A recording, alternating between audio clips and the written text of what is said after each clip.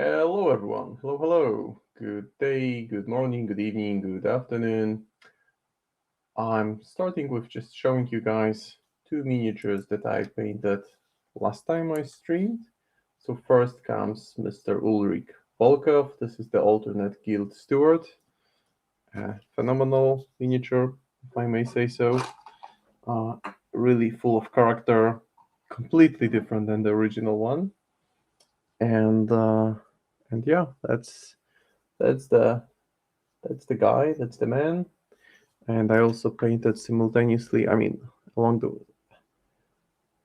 I was painting both of them in my last stream. So this is the Winona Finnegan, alternative Winston Finnegan. So two lovely miniatures. And today is all about Justice and the death touched version of Lady Justice. And fun fact, Lady Justice was actually the first master that I ever painted. The original metal sculpt, the one that has her sword that she leans on it. I think that's the pose, or she has it sheathed. It's that was the first version I painted. When I saw this leaping death marshal illustration, I knew that I wanted to get into the world of Malifaux. That was my buy-in into the Malifaux, and now it's kind of coming full circle because this is the latest version of Justice. This is the title Justice. She's on 40mm base. I just did some basic work on the cobblestone. Didn't want to spend time doing that really during throughout the stream. Wanted to really focus on the miniature itself. And yeah, plenty of details here. We have a zombie. We have a dynamic version. When I saw, I think I will paint the rim black because that will put it better into the focus. When I first saw the miniature, to be perfectly honest, I thought that this was a bit too much on a single miniature. Thought that this is like going over the top and just, hey there, hey Catherine Lama. I thought that it's like a mini diorama too much and it wouldn't work. But now that I have it assembled, I like it. I like it very much. It's not too much. I mean, it's super dynamic, very detailed, plenty of things going. We have some sword action, we have some flames, zombie coming out of casket. So plenty of things going and good opportunity to practice human skin tone, zombie skin tone, some object source lighting. I'll be using these two colors. Yeah, fruity pebbles. I mean, yeah, that's how I've been painting it. You can just get away with using brown or gray, but I think there is this risk that things will look kind of dull. So what I do, I just do this colorful version, and then I glaze over it with light brown wash. And in fact, that's what I'm about to do, just to bring it all together. And then I think I'll start with the skin tone on the lady and maybe the zombie. I'll see. Plenty of things to choose from. But first comes the wash or the glaze. I'll use just a soft tone. And what I'll do, I'll just put a dot on the pebbles from both sides and spread it over the whole base. Maybe thin it down slightly with water, just so that it fills in all those recessed areas. And then I'm ready to focus on the miniature. Yeah, that seems like it did the trick, brought it all together. Maybe now doesn't look like colorful fruit, but more like pebbles. We'll see how when it dries, should be more matte. And now onto the lady. So I'll start with Gallimond flesh, give it a bit of shake, and start applying it on the skin areas using a smaller brush, not my smallest one, but a smaller one. Some skin is showing there, so I'll just start with it. It's a darkish skin tone. I want her to have this bright skin. I mean, I'm just following how she's depicted. Her skin is rather pale in the artwork that I've seen, so that's what I will be going with. And there's this, never ceases to amaze me that this immediate thing that you see when you look at her, it's just blind justice, right? That's a kind of pun in itself. But we all know that Gil has a very peculiar sense of justice. So starting with the human skin tone and then zombie skin tone.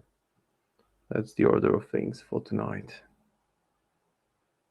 Tonight in my time zone it's 9 p.m. So easing into the late evening time, which is my standard painting time. Although I have to admit I rarely paint for 3 hours straight. Doesn't happen too often. I need to be in a really good groove, find this rhythm to really keep going for 3 hours straight. I think those are pretty much only the weird streams where I do that. Normally I just make more pauses, take a break to make some tea or have a snack or just do something away from the workstation.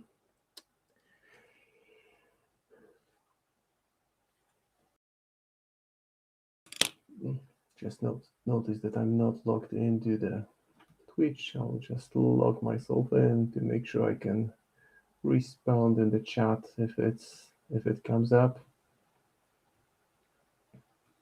There it is on the chat now.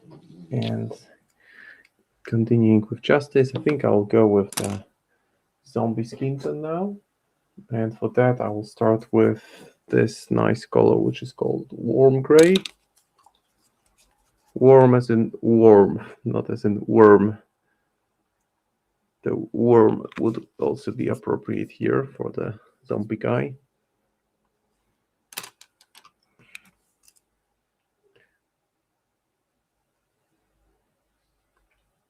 Just light base coat, thin down, just to make sure that I can continue to work with it. It will be largely overshadowed with the spell-like effect.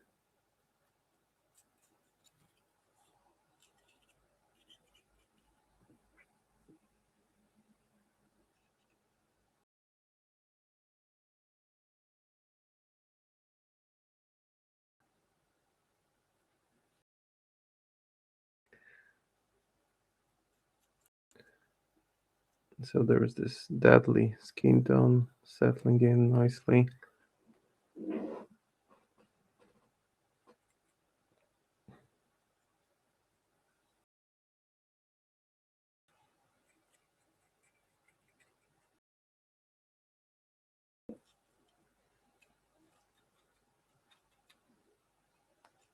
I could spend a long time just looking at the miniature and trying to make up my mind what to paint actually, where to begin. And this is the miniature that you can spend really long hours painting.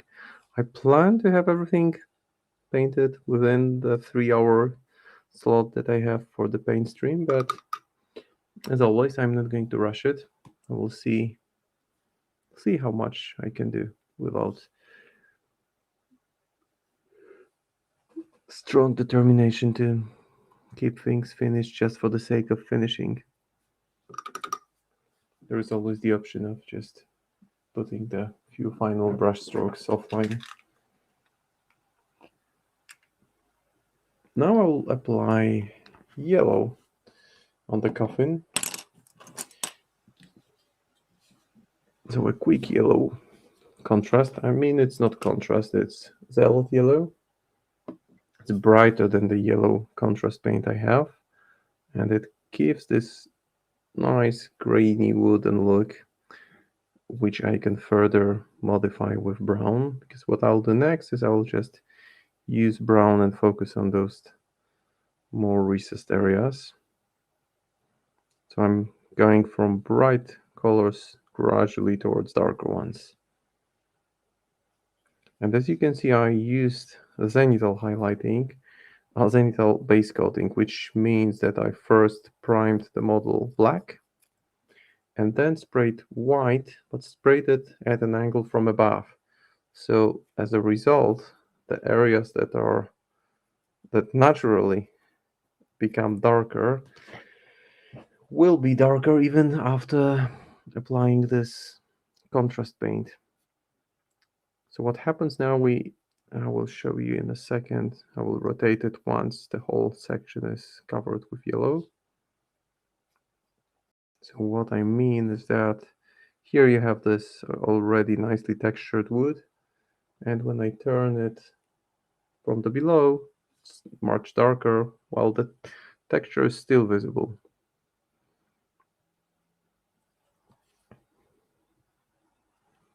Now the lid of the coffin. And the miniature wasn't really complicated to assemble. There were no horror stories like Jan Lo's beard or Abuela's pipe. So nothing really challenging. I would say that I just quickly realized that I need to assemble first Justice and then the whole coffin with zombie coming out, and then figure out best way to glue Justice, because you want to glue her so that the tip of her katana comes out of the skull of the zombie. So if you misposition her, then the whole thing looks bad.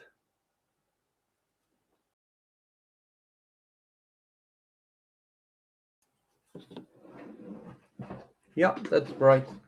That's bright to begin with, but will be gradually getting darker.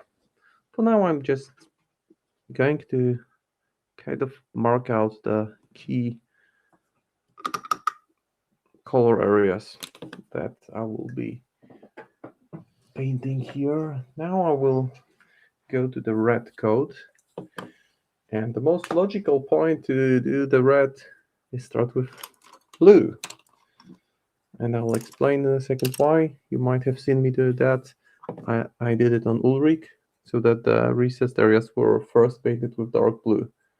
Because then, when I apply red, it will kind of take over the blue in the recesses. And that there will be this nice transition from super dark, very recessed areas to the ones that are on top. So below the arm here also a touch of blue. Here in the fold of the cloak. Not going crazy, just not going crazy with the color, just really only putting it in the most recessed areas. Not completely even, barely a hint in the upper part. Then I will need to wait for it to dry before I apply red. Maybe here some more.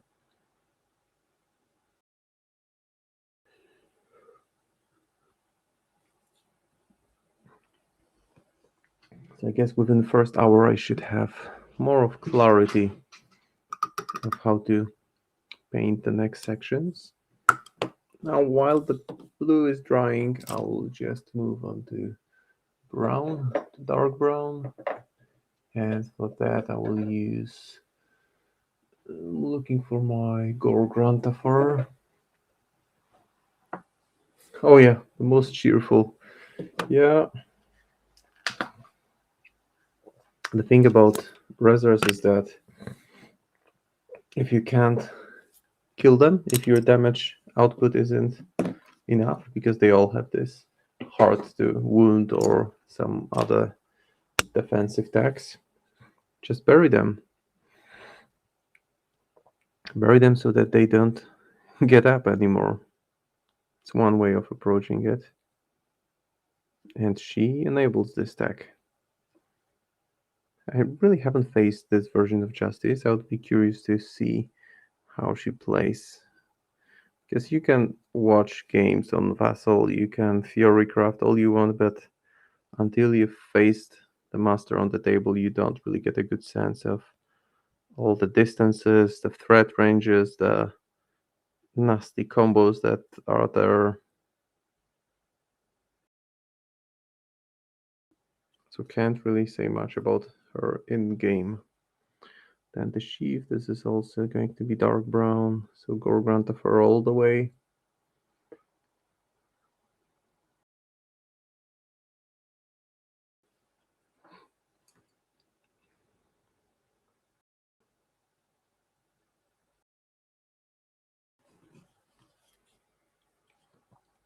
I've been painting not only Malifaux in recent weeks, actually February's been painted some demons for other gaming system for a body.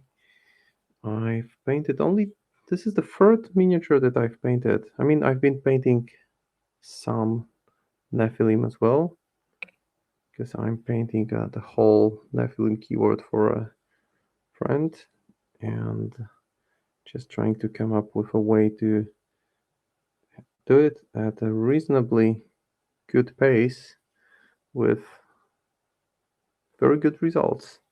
So not compromising on quality.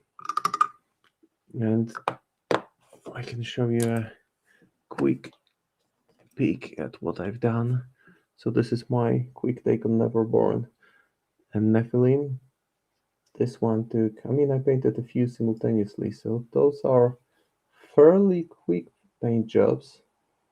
But I think that the combination of this light blue and purple works well. This is similar to how I painted my Nephilim. That's how I painted mine, and this was painted like a year ago or so, and I've played them only once. I need to really start playing Nekima and put finally Nekima 2 on the table. Speaking of Nekima 2, let me show you guys. I have her assembled and primed, and this is a lovely miniature. I didn't really think that she's such a cool model, but she's clearly very much different than the original model. And who knows, maybe I'll paint her over one of the streams. But for now, back to justice. Back to trying to do justice to justice. So what I need to do now is quickly repick some of the elements surrounding the belt before I tackle it with light blue.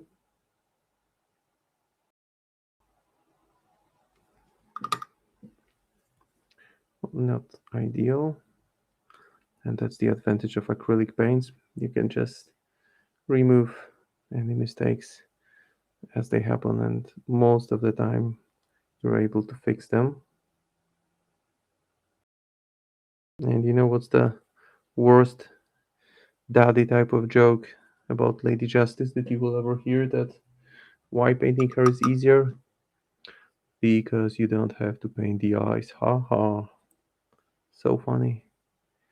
But painting the eyes is indeed not the easiest part. So right now I'll go with Athematic Blue on the jeans, just as a base coat. Again, this is not the final color. This is just very much a base color that I will be tweaking further because it's too bright. It's turquoise. I mean, it's a nice color in itself, but not good enough for what I have in mind in final effect.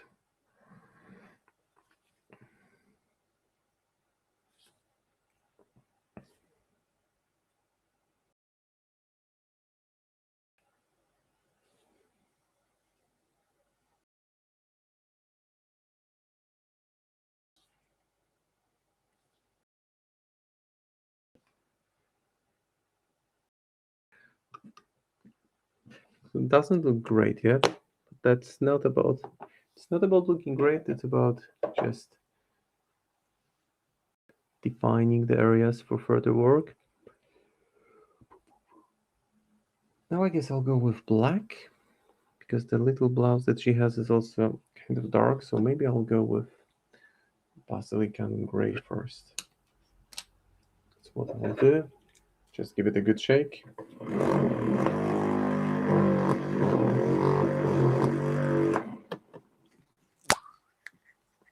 I think I'll go more towards rather darker than brighter colors on her,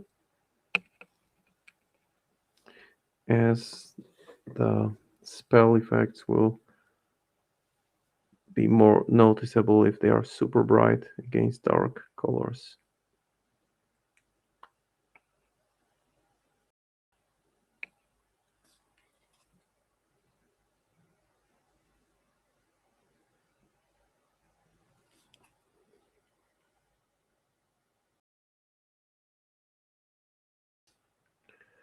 That's the blouse, kind of grayish black now. Now the boots, I think I will also start with gray base coat. And then the idea is to keep them darker. So I'll go with, probably go with black on them. And then do it, maybe a dry brush, and then apply a few glazes to kind of filter them out and make them look not so uniform. High-heeled boots, tactical high-heeled boots, +1 against finding undead things. Maybe not the most convenient, but the most fancy look you can get when you are in super, when you are a steampunk superhero.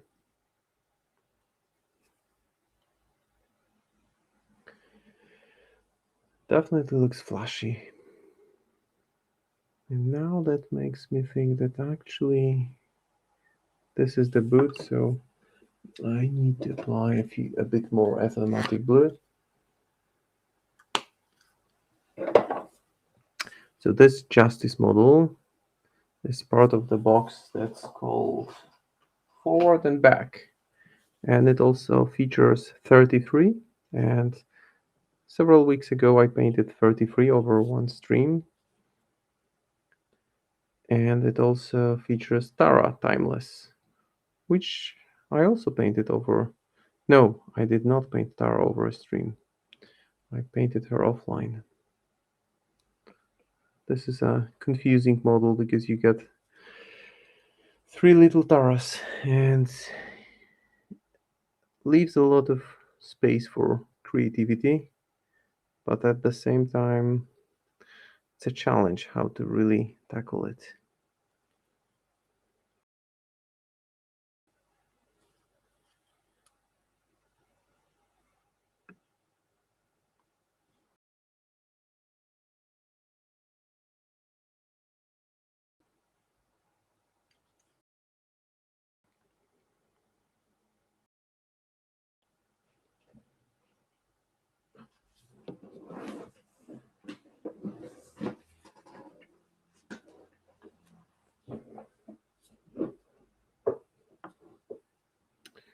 All right, the boots are base coated. Now, I guess I'll do the cloak.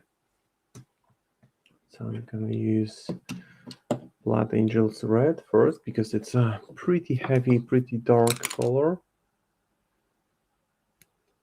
Some loose strand of her. And I still need to, well, I will fix the black later on because because I see it didn't cover that well. So now using Blood Angels red over the blue and applying it completely to the part that's the interior part, which I want to be somewhat darker. So as you may see, this red nicely covers the blue completely and remains significantly darker in the area which was base coated with blue.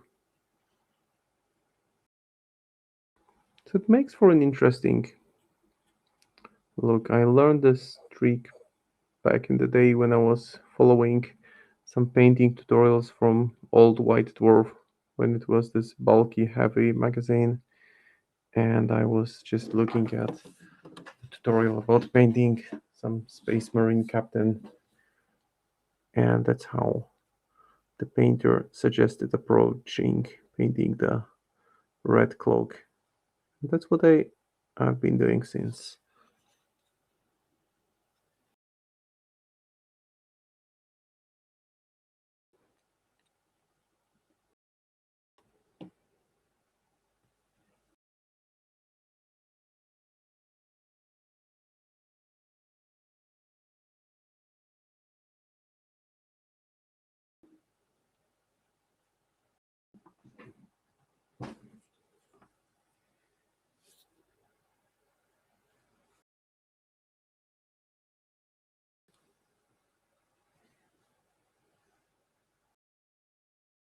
And now I'm just using this dark red,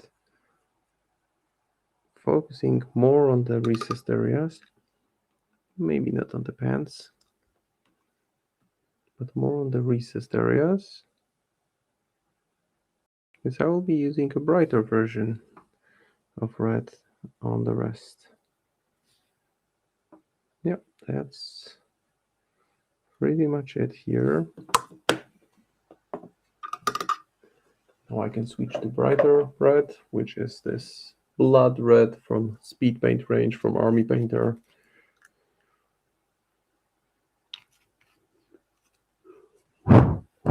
Can't say really honestly which contrast type of paint is the best. I like certain colors from different ranges and I just use them interchangeably. But this one is significantly brighter, as you can probably already tell even on the video if the quality allows. It's different than the dark red I used in the recessed area. So I'm rather focusing on those raised areas. I don't want it to interact with the dark red because it would immediately become much darker. So what I'm rather doing is just trying to go around it to really focus only on those raised areas.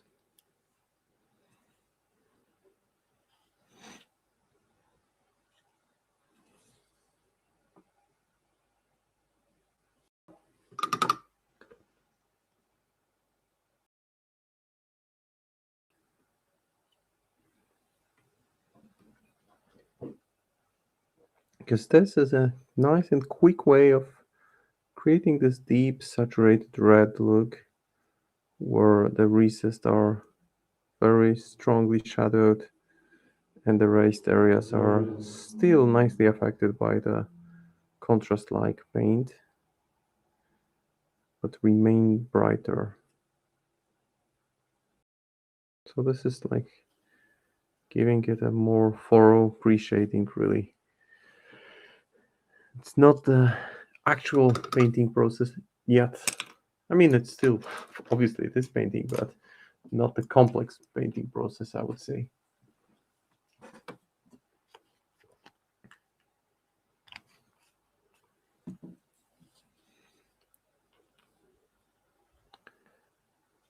So I just want to make sure that everything is covered nicely before I move to other sections.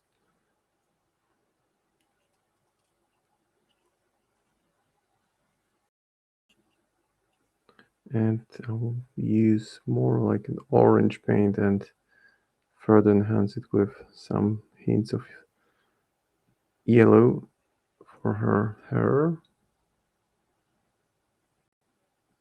Because in the artwork, both her hair and her jacket are dark red. And while it looks great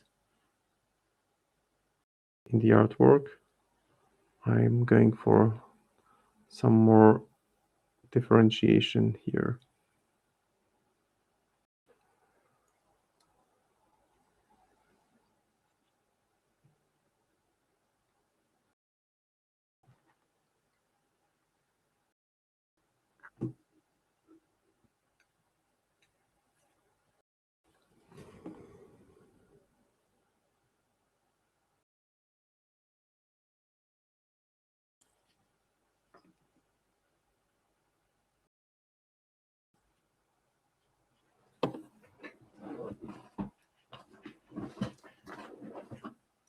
A bit more red maybe here, just to make sure that there's this.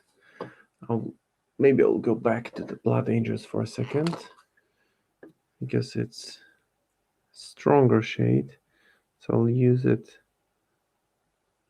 kind of push a bit the transition from those areas which had initially been painted with blue, so that there is this noticeable gradient between dark and bright shades.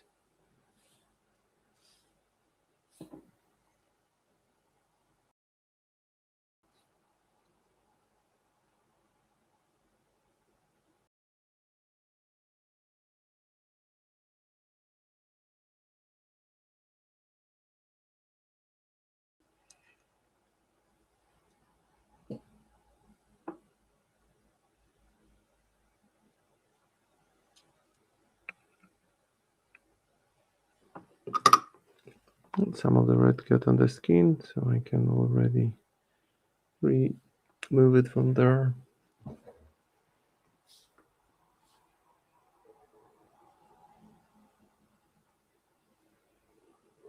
Oh, sorry for yawning.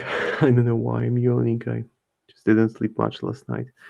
But back to the painting. So already we have some nice definition of color. What I like to do with contrast paints which are super bright, like this athematic blue, just to keep on layering it. Because what happens as a result is that it doesn't really change the color, but it keeps it more saturated. It enhances it. So as you can see, this inner thigh here, some white is still showing through. When I apply another layer of contrast paint, it becomes much more saturated. So it looks like this light denim now. Doesn't look like bright, just touched up with turquoise light shade.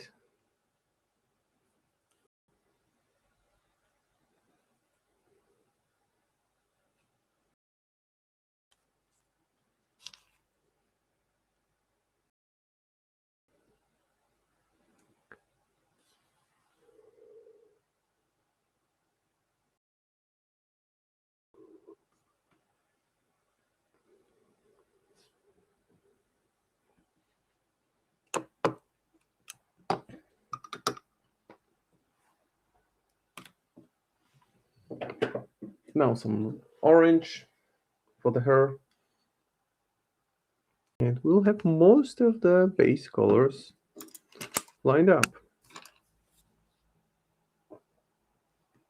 which will make it easier to focus really on adjusting rather than creating the color from the scratch.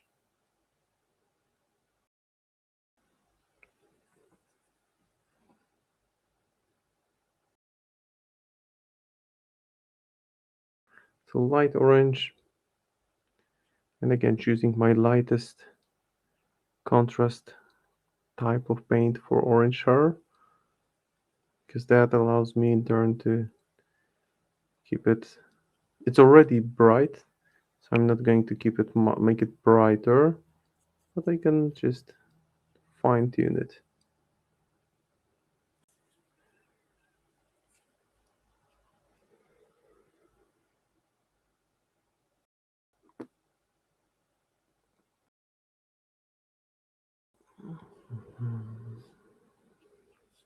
It just looks automatically 10 times better once it's dry. And once all the colors are established, I'm going to move to skin tones. But I would say, look guys, this is 30 seconds into the stream. And I would say that if you put a miniature like this one on the table, it would already fulfill the criteria. But that's not what we're here for. We're here for a little bit more than that. Considerably more than that. We want to make her look nice, not just acceptable. So what I'll do now is I will just go over the chains, base coat them with black. So using black contrast paint, keeping those chains base coated.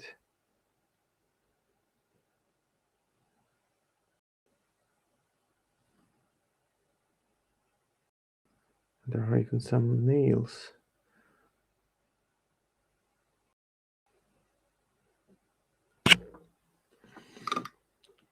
So I think at this point I'm just consciously trying to slow down, not really going to hurry, because the initial progress for the first 30 something minutes has been pretty good.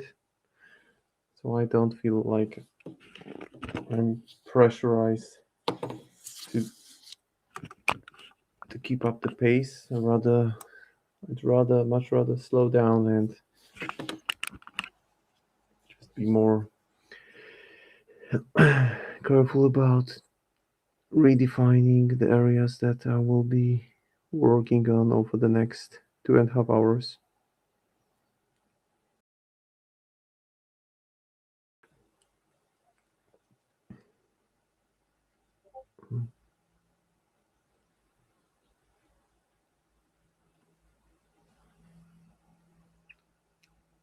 So when I work on chains, they have clear and elegant structure. So I paint them from one side and then rotate the miniature upside down to make sure I cover it evenly.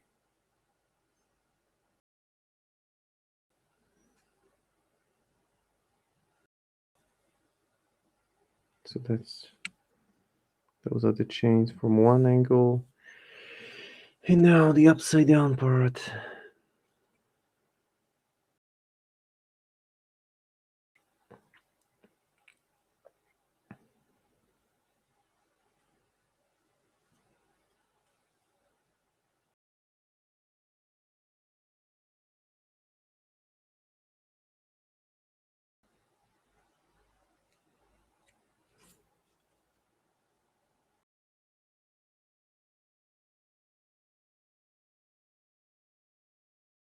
Now the nail head. What is that protruding from here? It's maybe, yeah, those are still nails. Because they are kind of getting twisted out of shape as the zombie thing is pushing from the inside.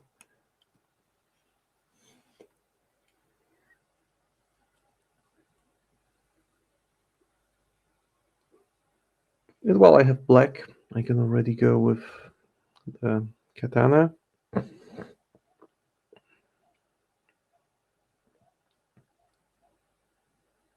The handle, I will paint the handle using pink, I think. Pink or maybe something darker for sure. And I can already see that this needs some follow-up. So there is the red follow-up here.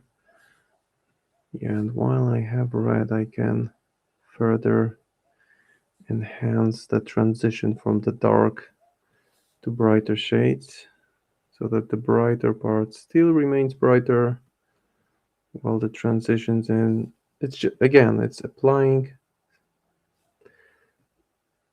Essentially, what I'm doing is just applying another layer of lighter contrast over the area that had been painted before. Just keep the saturation richer.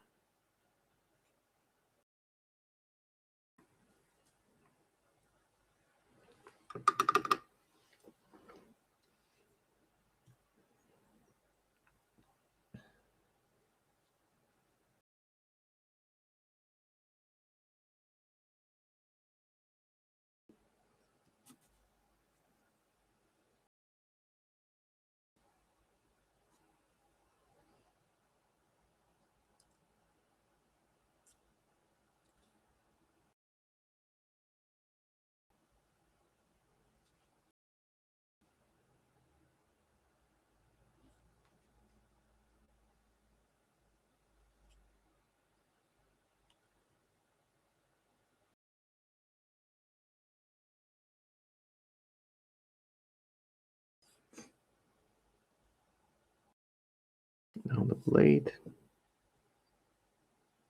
course, before I apply silver, I want to keep it dark. Maybe we'll go with pure black paint over that,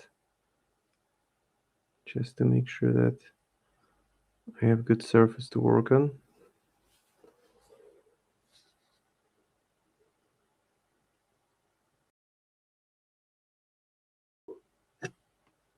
Always good idea to look at the miniature from different angles.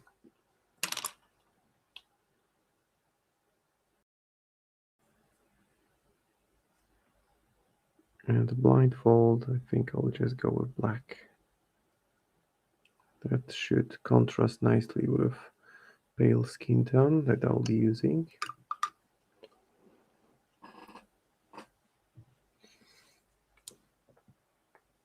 And for the handle, I will use purple for the katana handle. I want to use a light shade of purple. Again, with the intention of being able to further tweak it along the way if I decide that it's too bright.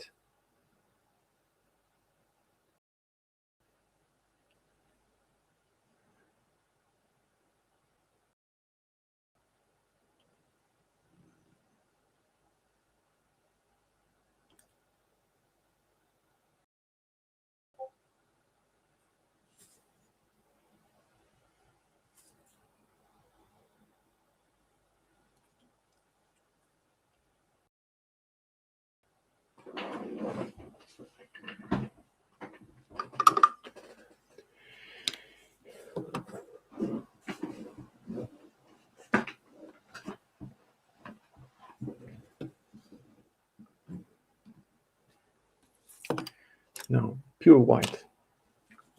Pure white comes next.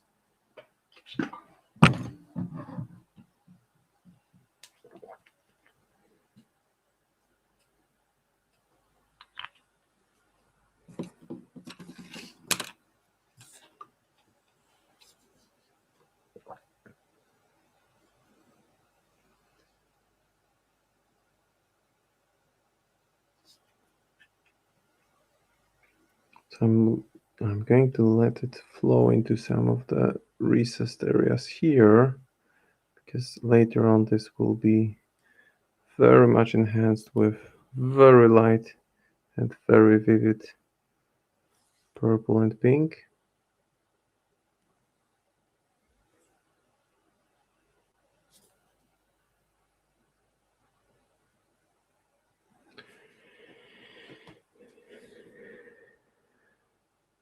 And there are some, it looks as she's plunging the blade in a very elegant way in the mouth of the zombie.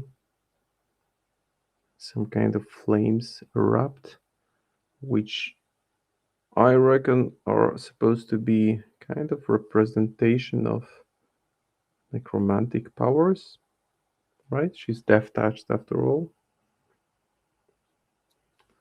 And one observation I have, I wish Defective Dice was here, because he would be able to comment for sure, shed more observations, is that the end justifies. I mean, the means justifies the end, right? This seems to be the thinking of many main characters in the world of Malifaux, because Lady Justice would typically do everything within her power to fight any kind of necromantic presence, undead presence, and here she is harnessing it.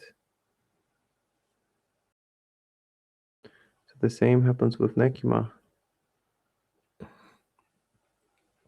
Anything that can gain her an upper hand against Titania is easily justified as a necessary mean.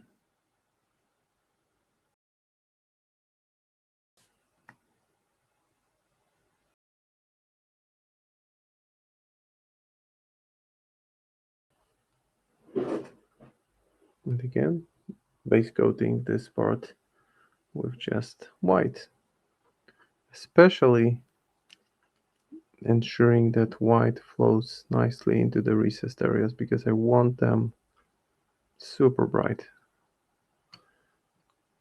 That's where this glow-like effect will come from white in the recessed areas.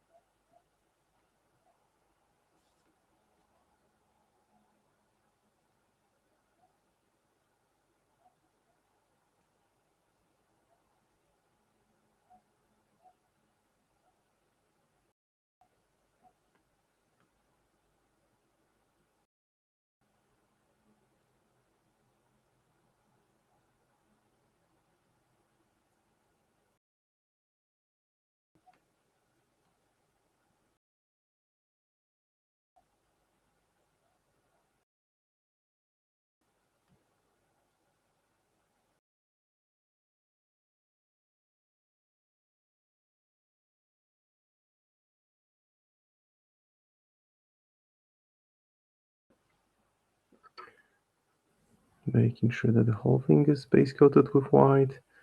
It dries pretty slow. It really dries slowly when it's diluted with water. That's why I'm just moving swiftly from one piece, one element to another.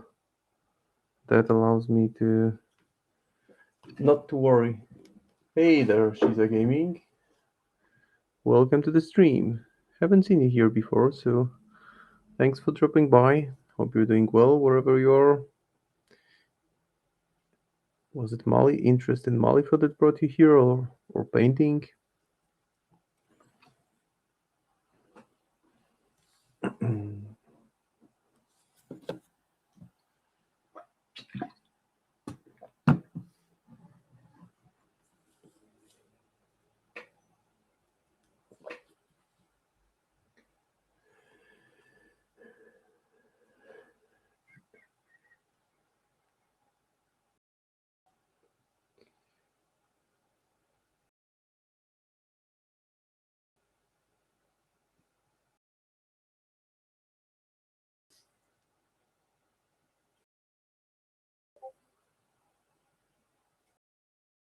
Oh, cool! Down the street from Warsaw in the lovely state of Georgia, right? Nice. I'm only a couple thousand kilometers away in the more central and eastern, or I would say eastern central part of Europe in Poland, so a few kilometers away. But with the wonders of the internet, we can all stay connected, and distance doesn't mean a thing.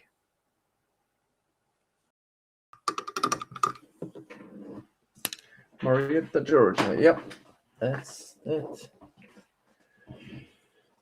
So that's Lady Justice after 1 hour of painting, and what I did essentially the first part of the stream is I knocked my camera over, but what I also did was that I just base coated all the main colors so that it already looks kind of decent. I mean, if you were to put this one on the table, it would be good enough for gaming for sure, but that's not what we're here for. We're not here to do the good enough paint job. We're here to do much more. And I think I will now put some serious work on the skin tone. And by serious work, I mean, thank you. Going with these four lovely shades. So those are all from the new Vallejo color range. And as you can see, this yellow line that you see at the top means that there's some pigment separating. So quick shake will fix that. But to begin with, I will just give a quick shake to both of the darker shades.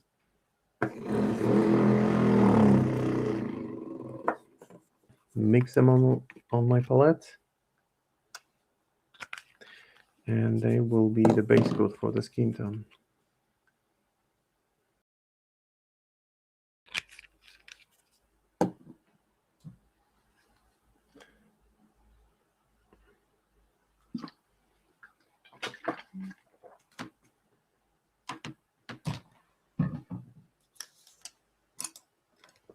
That's my small brush. And I'm already preparing a mix. So what's happening? I will bring my palette closer. So now I'm working on this one. As you can see, I put the darker shade next to the brighter. In the middle, there is the mix. So I can, after applying the mix that I have in the middle, which is also watered down because it's a wet palette, I can use darker or brighter for highlights, darker for recessed areas. And that's how I'm going to approach it, just gradually mixing it up towards the brighter range. But to begin with, I'm just going with this mid-tone.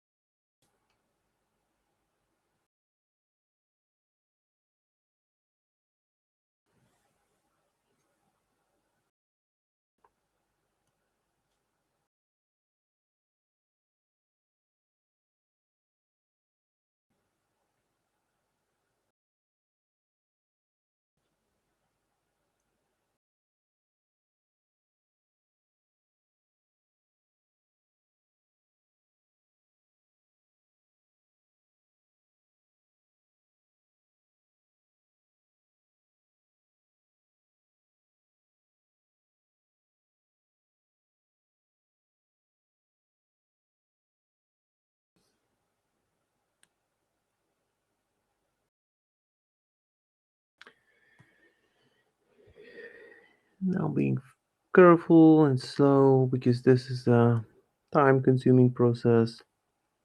The paint is thinned down so it doesn't cover that super well. And now I'm all about building this smooth transition from darker shades to brighter. Not really rushing it.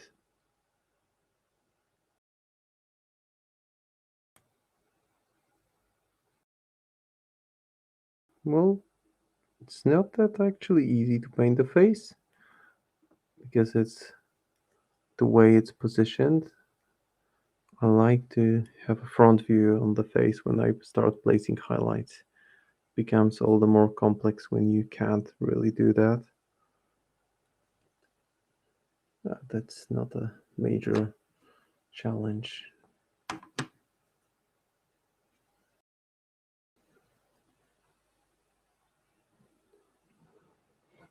So what I'm doing now on my wet palette, I've just dipped the tip of the brush into slightly brighter shade of skin tone, and I'm going to continue applying it.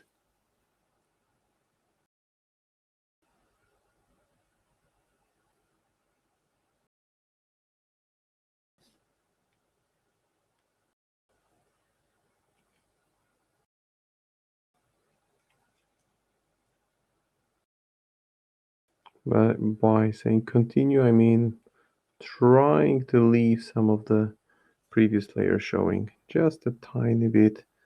Doesn't really have to be much, but a little bit of the previous shade should be visible, at least partly.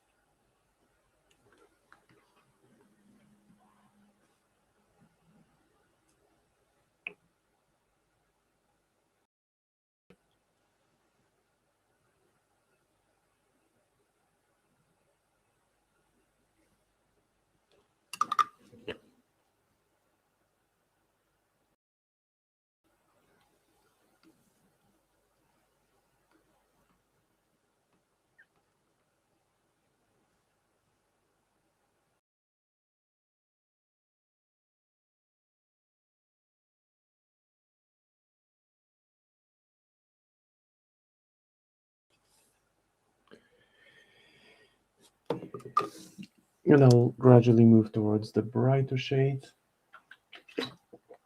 for her skin.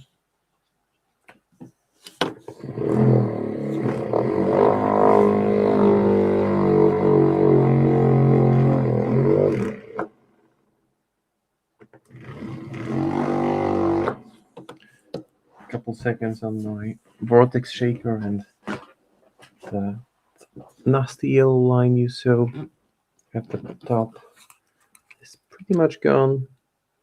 I can apply brighter shade on the palette, and you can actually go from directly from one shade to another, but I'll be doing it again in steps. So I'll try to, well, first of all, I need a smaller brush. This one will do. And I will use it, well, I will thin the paint down and keep on highlighting.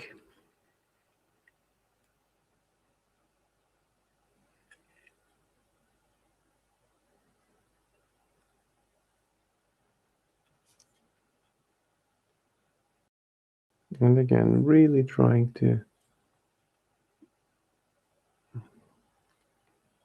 focus on the raised areas. And that face, while it's got some expression that indicates determination and maybe lack of fear, it's not super packed with detail. And you can get around it by very, very carefully and meticulously putting down the highlights.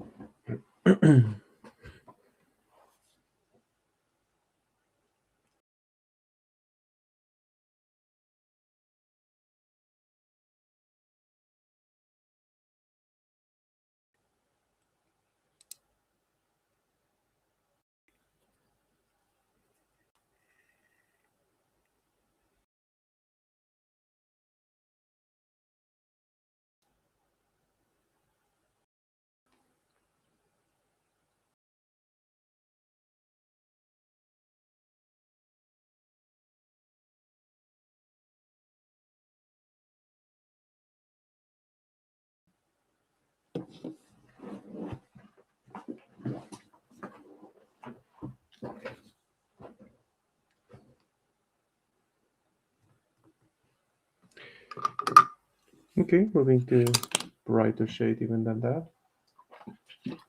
And moving to finer tip of the brush.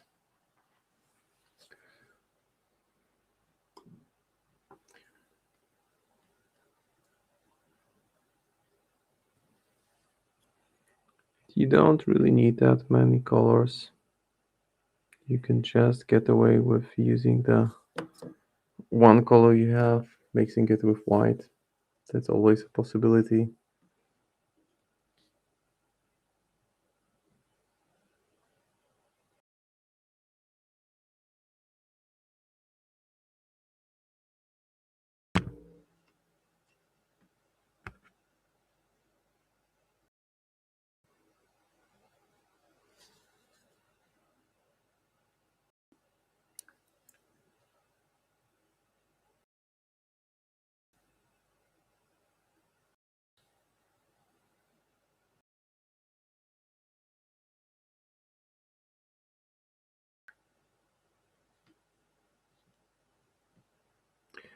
Now the fingers are quite important part. You want the knuckles on the fingers to be noticeably brighter.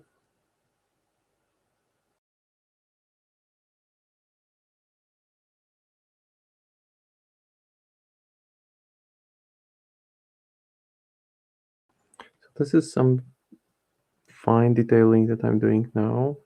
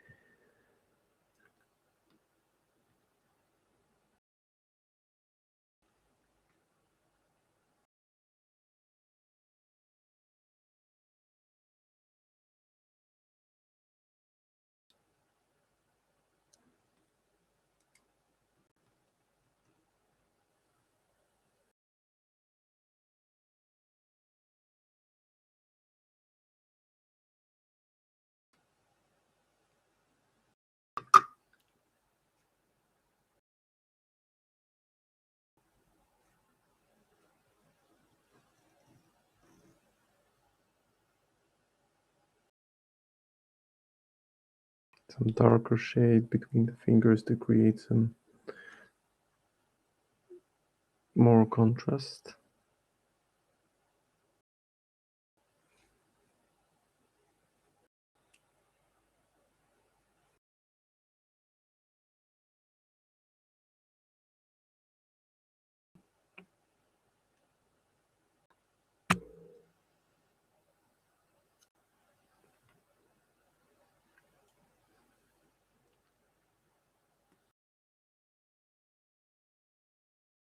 Okay, Lady Justice skin is pretty much done. Bright and nice. Maybe I can still add a tiny bit of white to it, or use the actual brightest shade.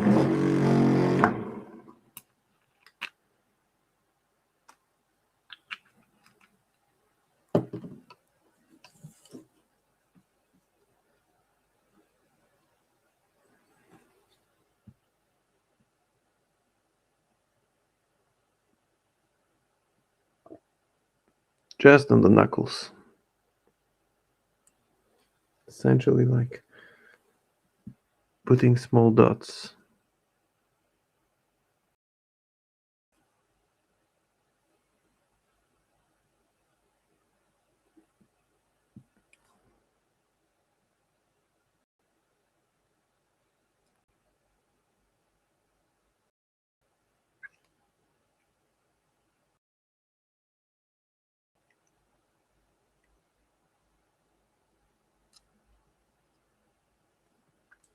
And also the second hand and on this side of the hand as well.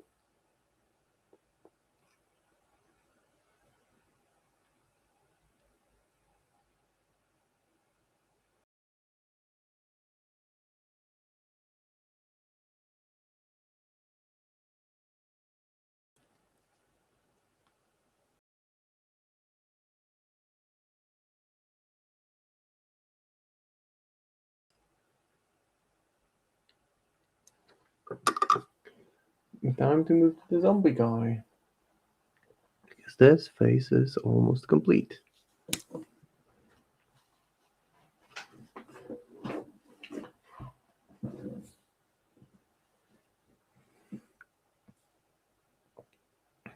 And we'll just clean up a little bit on the workspace.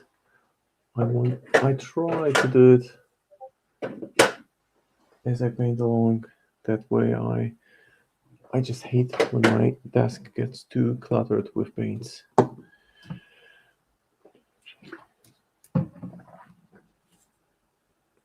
Okay, maybe before I move on to the zombie guy, I'll apply one more thin coat of automatic glue on the trousers, just to further saturate them.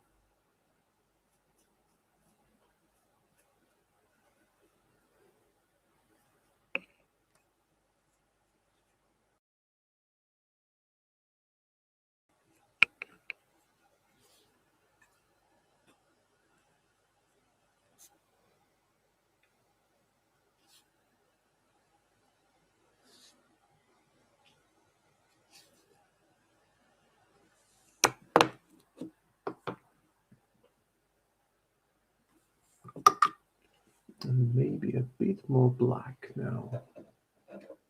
So I'll go with Black Templar.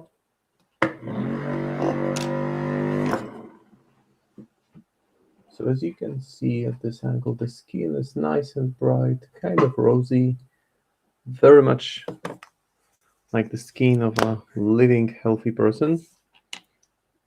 And it's done on purpose because I wanted to stand in greater contrast to the anded skin of the zombie coming out of the coffin when I start painting it.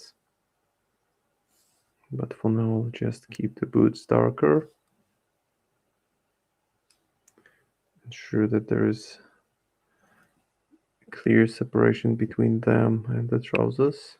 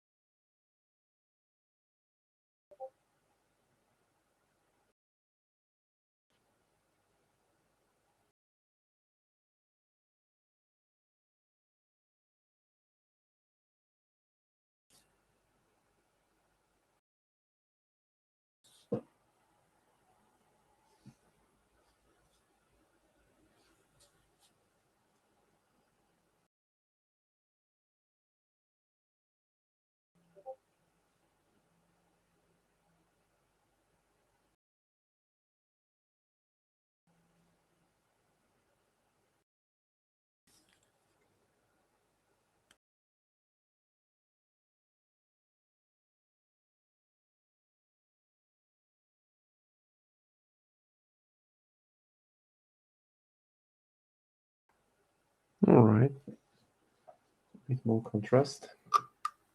Looks glossy, not the best look now, but that will be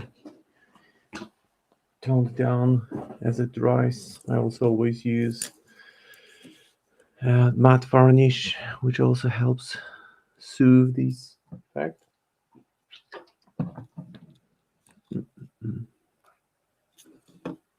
Maybe a bit more on the tip of the boot and a bit on the chain here. Now the dead guy, the restless undead.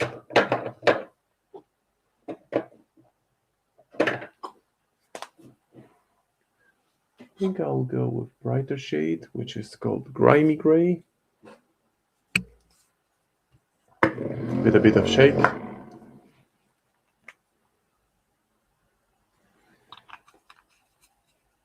And keep on highlighting.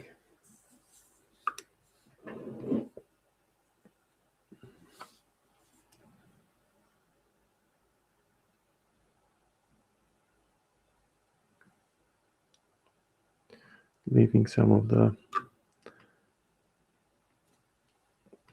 darker shade showing.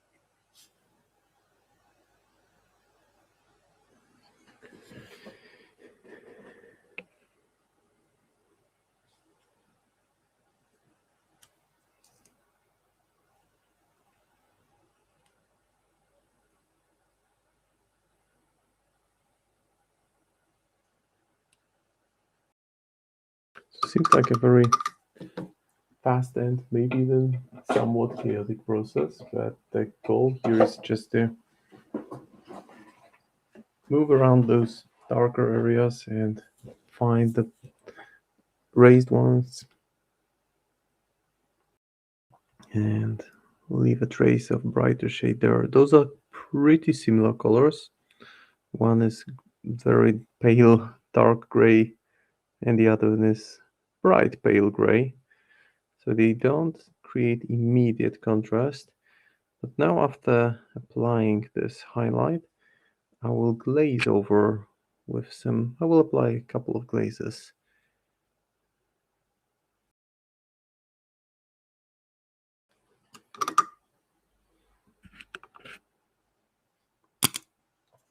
And I will start with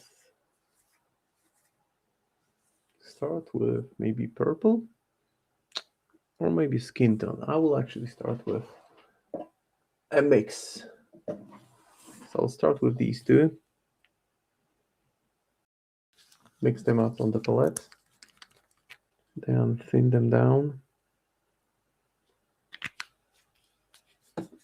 And apply them as a glaze.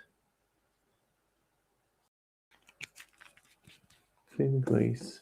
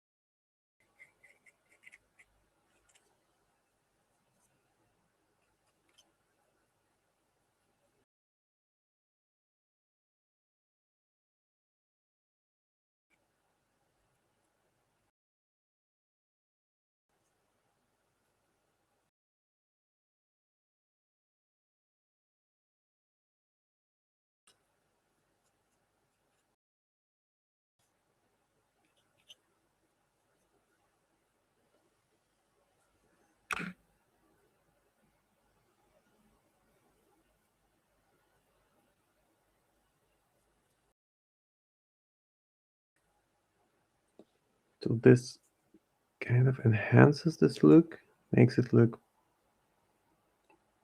more unhealthy, which is somewhat appropriate for a zombie. Because why would it look healthy?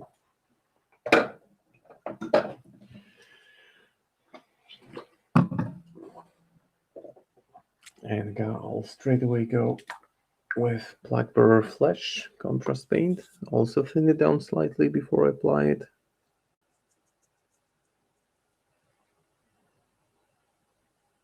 I'm not going to use it on the whole surface. Rather try to keep it to a bit of the chest, maybe on a little bit on the ribs here, touch on the back.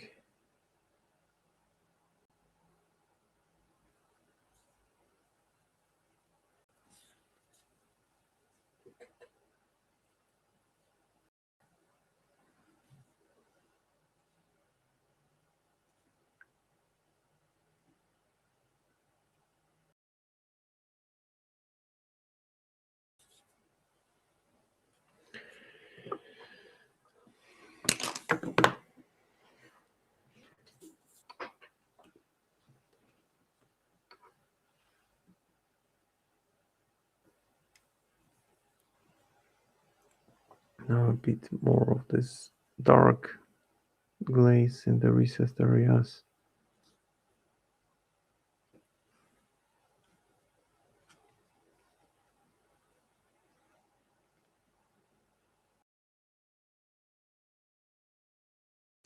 Slightly reddish.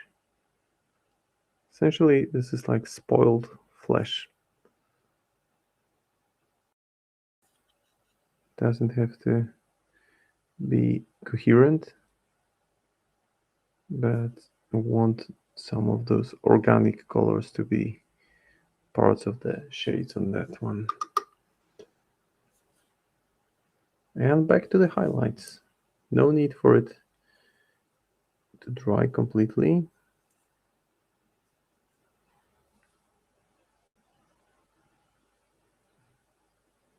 I'm just approaching it from the most raised areas.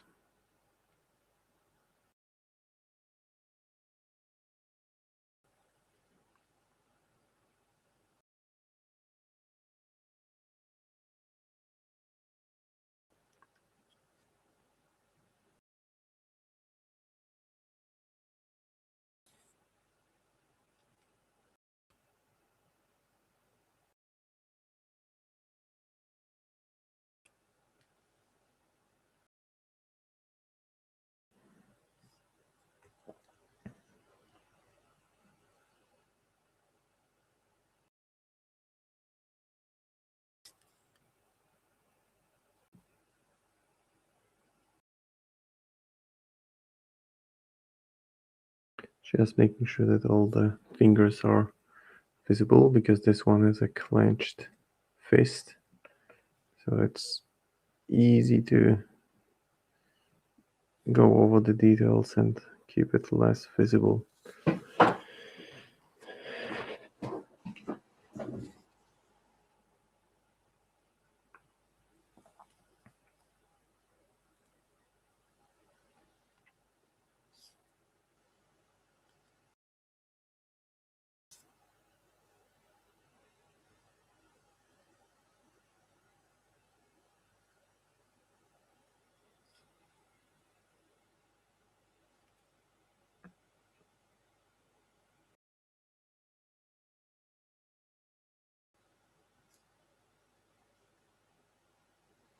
Yep, that's the sickly skin tone I've been looking for.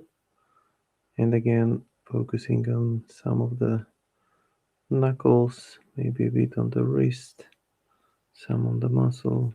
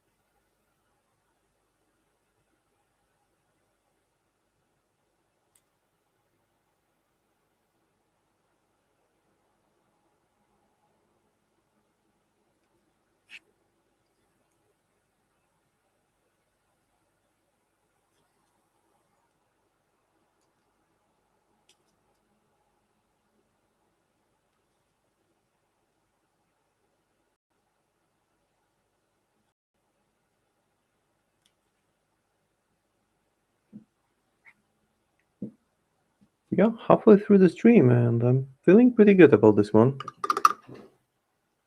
I will definitely play some more highlights on the red cloak, but red heavily impacts the clean water I use for, well, the water, the murky water now that I use for my cleaning the brush. So I will hold off with that. Now I can actually start working on the coffin a little bit more. So I'll go with maybe a bit of darker shade, hardened leather. That's what I'm going to use. Mix it with yellow and start darkening the coffin thing.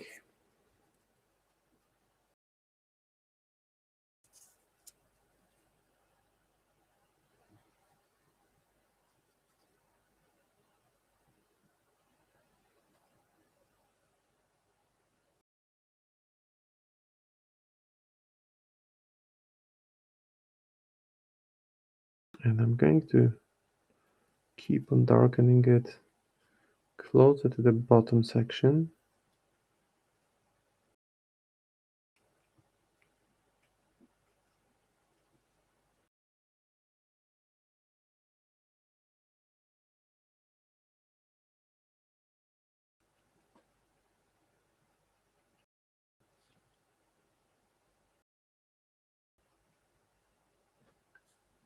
This just adds some extra depth.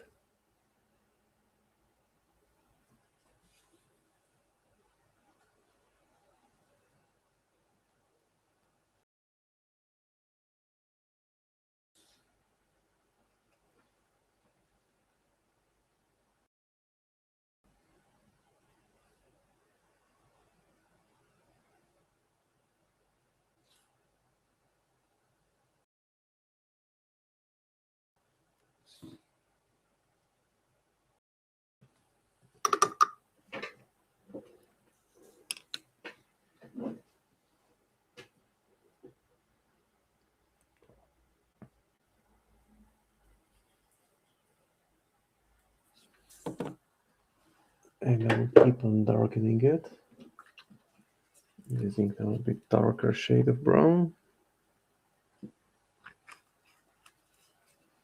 Maybe not necessarily darker, but definitely different shade of brown, which is still somewhat yellowish.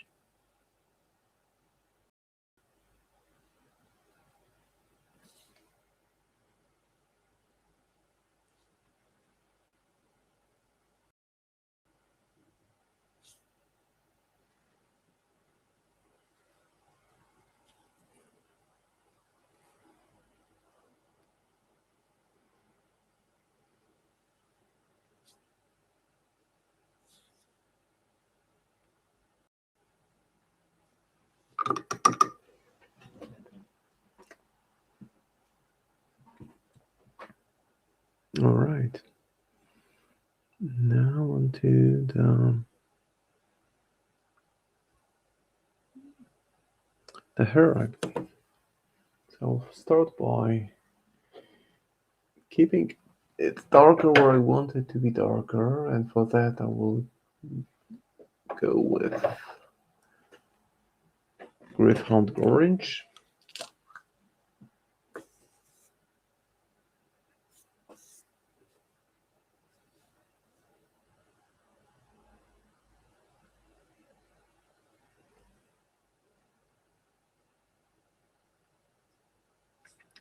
And try to tint it towards the darker shade in the recessed area.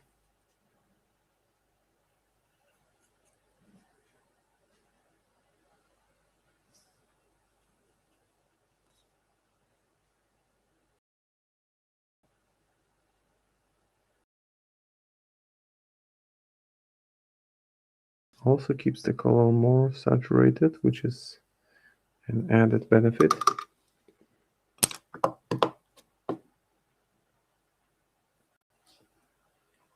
So there we are with the progress so far.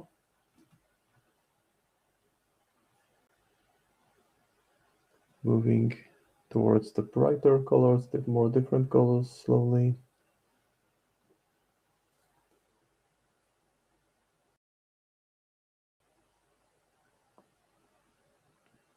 Now I will let it dry for a second.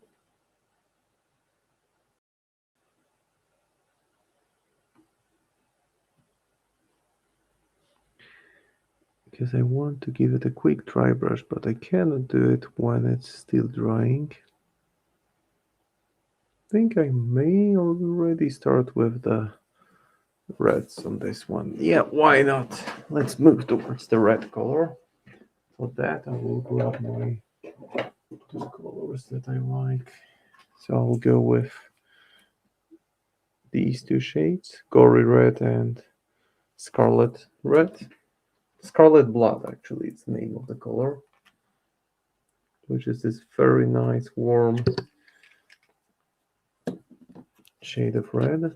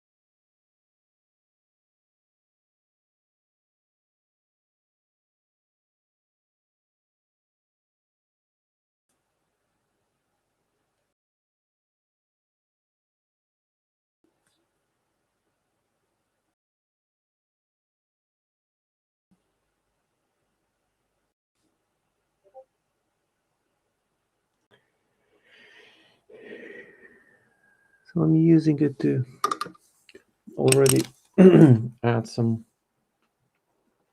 highlights mixed of those two shades of red to start highlighting the cloak. So why not? No time like present. I want to keep that folds much, much darker.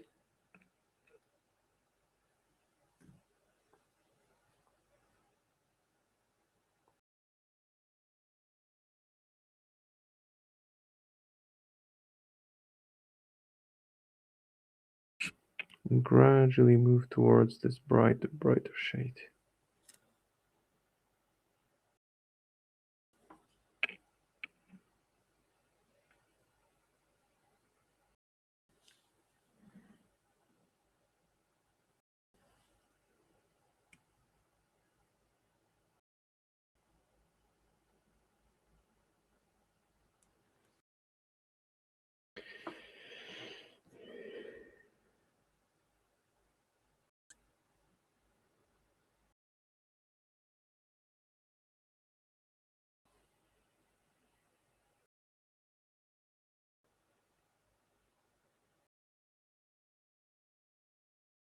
And the brighter shade is already beginning to show through. I want to make it as gradual as it gets.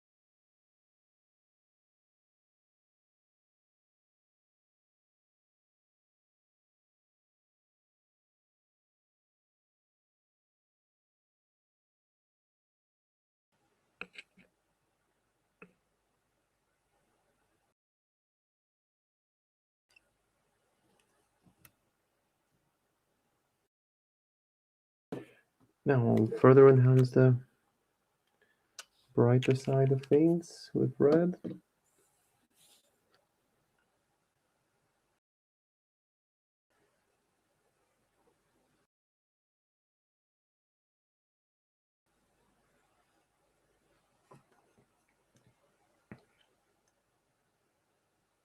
So adding this thin line of brighter shade in the center of each fold just to make it pop extra. It looks a bit incoherent now.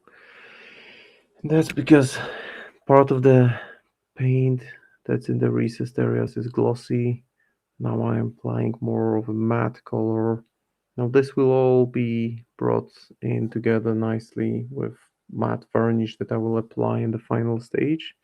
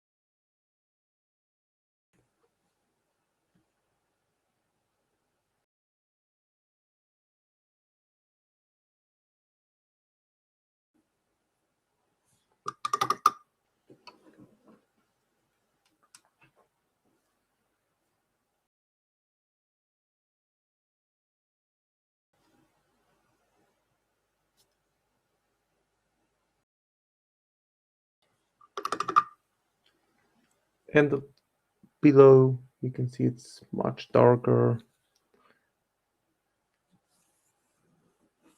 Just putting some distance on the miniature. And what I can do to again kind of bring it together and tie it nicely is I'll add a glaze of bloodletter. Glaze of glaze. Glaze of glaze paint. And I will put it on the whole cloak.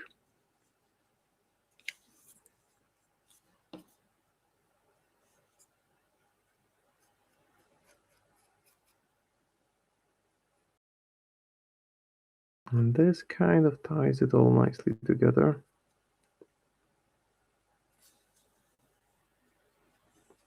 At least it will be evenly glossy.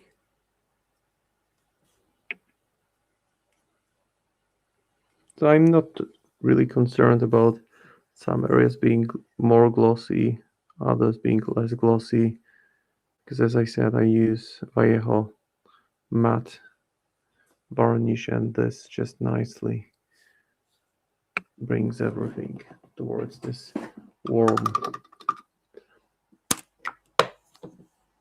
color, and that color that doesn't really reflect much light.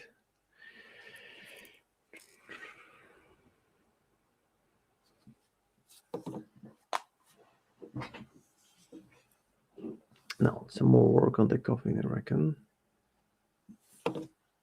But before I actually do the coffin, I think I may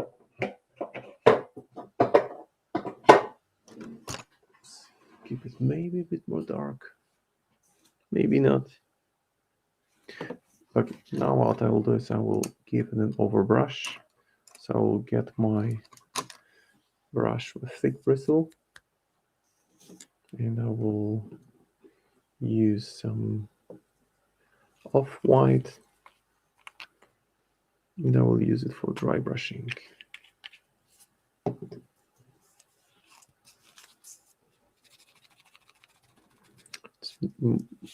I don't want to remove all the moisture from the brush, but what I'm aiming for now is to work along the edges to really bring out the structure of the planks.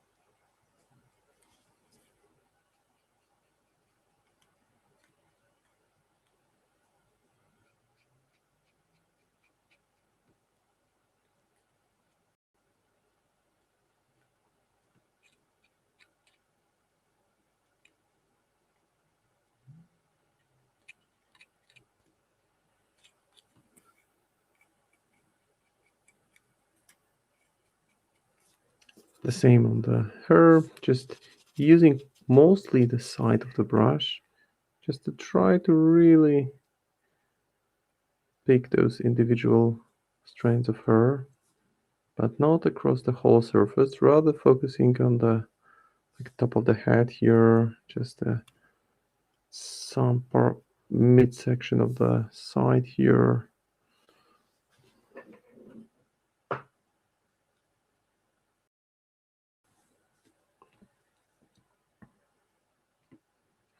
A bit more on the boots as well.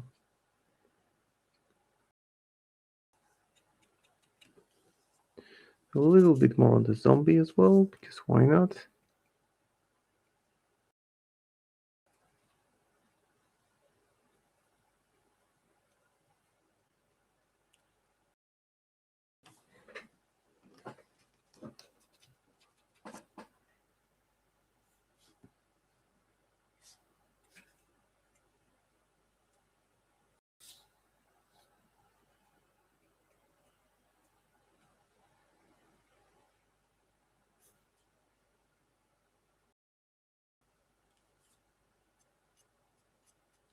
A little bit on the edges here as well, because this kind of, if you use the side of the brush and if you create this almost purely white just on the very tip of the edge, it just adds so much additional depth to the whole thing. But it's easy to overdo it, so I really advise caution. Better not to do it than overdo it, really. So be extremely, extremely careful. And be prepared to fix mistakes like I've just done with my thumb. Okay, there goes the hello, McGluff. Hey, doing pretty well, thank you. Had a 1 week of holidays, so can't really complain. Life is good if you can squeeze in a quick holiday break. So, Lady Justice Death Touch today. That's the name of the game. So, Lady Justice is a lot of it, I would say, is almost ready. Parts of the zombie are not ready yet.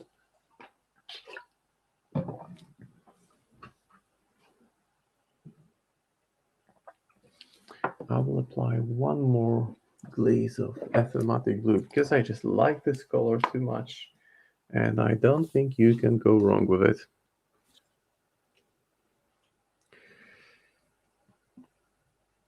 Haven't played the game in about 2 weeks, but we did have a league in my local meta in Warsaw, and I ended, I believe, 7th out of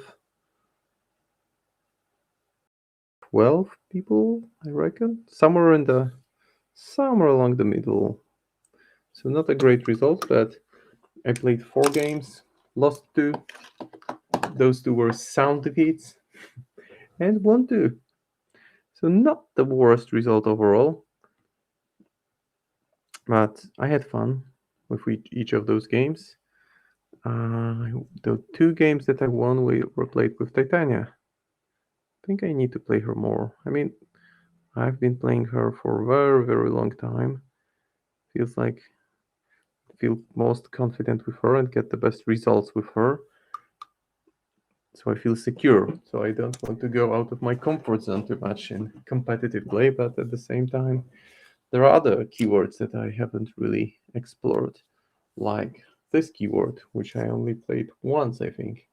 So my Nephilim have been locked in my transport case for more than a year. And I've yet to give them a solid go because I like the miniatures so much. Now, what to do next? I guess I'll start working on the metallics now.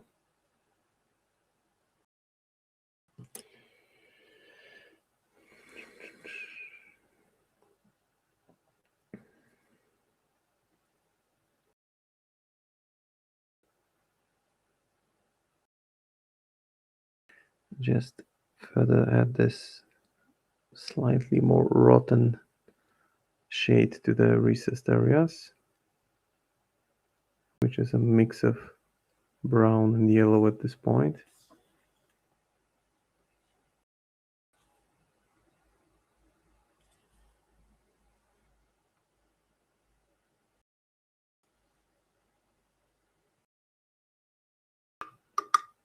I'm really happy with how the face came out. Not sure if I can make it clearly visible here, but I'll do my best. She seems like she has this really firmly determined expression. You're not getting out of that coffin. You better stay in there. It's one-way ticket. Yep, time for metallics now, I guess. No avoiding that. There'll be plenty of light effects on this one, which I will start working on in the next hour of the stream. Because if I finish this much earlier, then guess what? I have this one lined up to work on next. I know I've already worked on this one on one previous stream, but I might get a start on it. Some minis are too cool to refuse an opportunity to paint them twice. Like this is by far one of the best Brute models ever. Just base coated, it already looks amazing. Now back to Lady J. Lady J. I'll continue with gold and silver.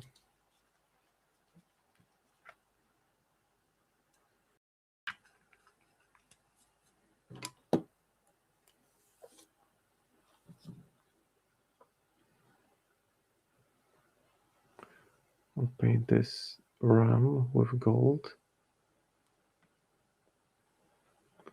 and part of the handle of the blade. Maybe this part will be gold. And the bottom.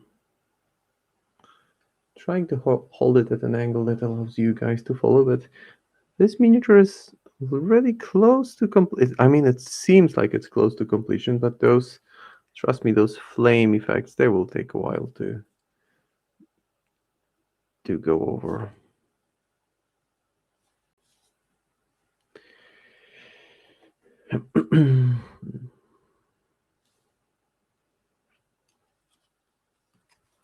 And Lady Justice has a really solid backstory. Clearly one of the most established characters in Malifaux lore. And as I mentioned at the beginning of the stream, that's the character that had originally brought me to the game. Because I thought that this blind justice with katana and undead cowboys who fight with coffins, it's got to be good, right? So the aesthetics first captured my attention, and then I found that it's a pretty cool game, and I've never really looked back. It's been a couple of years. So when I first got interested in Malifaux, it was late days of first edition. Things were way, way different then. The thing that I remember, and I'm so glad it's not part of the current edition, is that there was no pre-measuring, and you had to estimate all the distances and make judgment calls. So what would happen is you would say, okay, Lady Justice feels like charging the Freikorps. So you make a charge, and after the charge, you find that you are half an inch short. So there is your Lady Justice stranded in front of the enemy gun line, and you expected her to cut down a model or two. She's there all by herself. Another fun thing that I remember from first edition was that when you flipped Red Joker for damage, which we all know happens, especially when you fight against Rezzers, because those negative flips are, well, they happen all the time. So when you would flip for CV, well, when you would flip Red Joker on damage, as a result, you would get, I believe, was it severe plus another flip or severe plus weak? I think it was either severe plus weak or severe plus another flip. I mean, something that was ridiculous when it happened.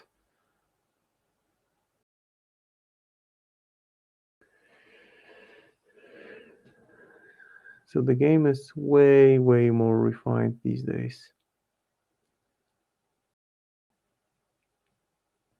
Actually, my concern with current state of things in Malifaux is that it's become such a large database of models and factions and options. And what I see in my local meta, I'm not sure if that's the tendency among other gaming metas, is that those who join the gaming Malifaux community, the local meta, are typically experienced players in other gaming systems who are well enticed, like I was, by cool models, card mechanics. Card mechanics are just phenomenal here. I love them, and uh, and that's the thing, right? That it's hard to attract inexperienced players because there's so much you need to factor in when you start playing that feels like your head can explode from processing all the data, in-game data, and it takes a while. It takes some dedication to get there. I mean, at least it took for me, and I'm at my best. I'm an average player who can occasionally challenge the top players to a reasonably even game, but it did take me a long time before I could really feel comfortable playing the game.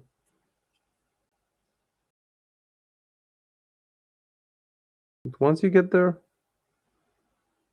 well, the first thing is you need to get comfortable with your own crew. Once you get there, it becomes a bit easier.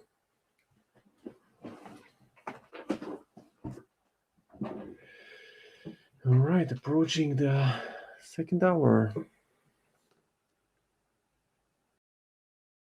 I think I'll just add a touch of red to the eye sockets of this poor undead creature.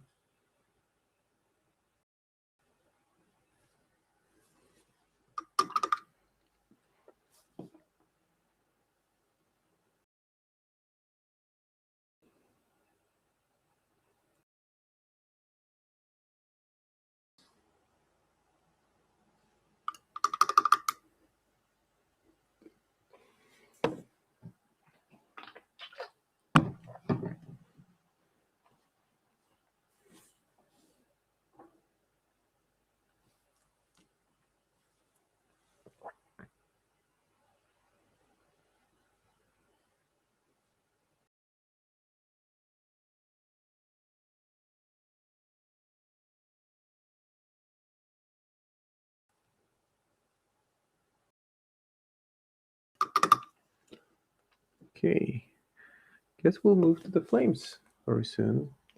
So once again, I will start by reinforcing the white part.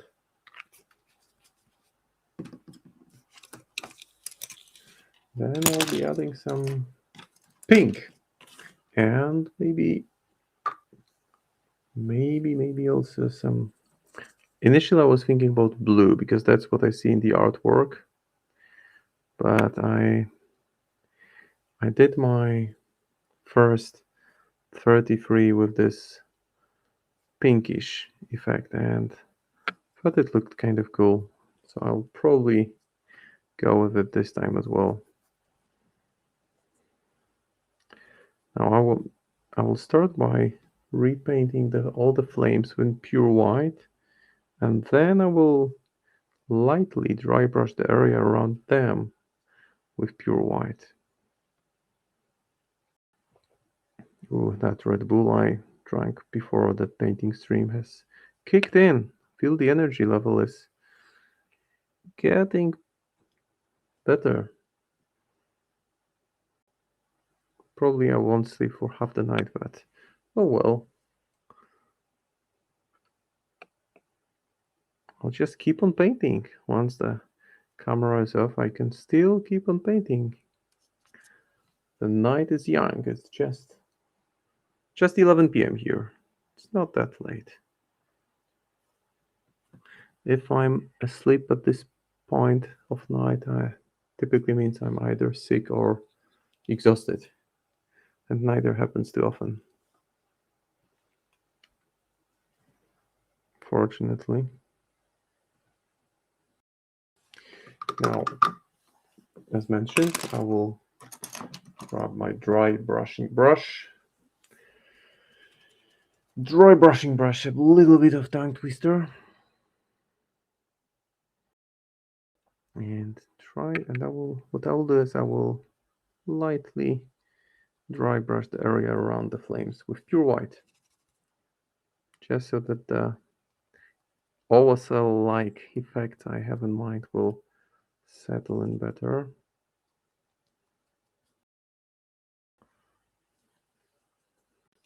Same on the zombie guy. You are getting lit, my friend. And the same on Lady Justice's hand. Maybe also part of her clothes. Now that I think of it, why not? Around here will be fine. I'm just dry brushing it until I see the area brightening.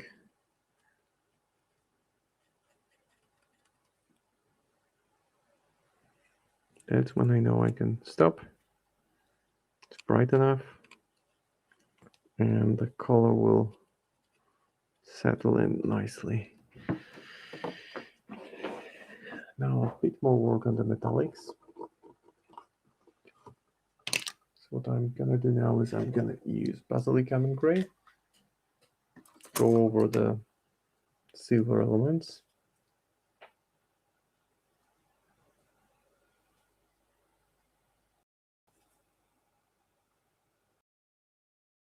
That will make them look much darker.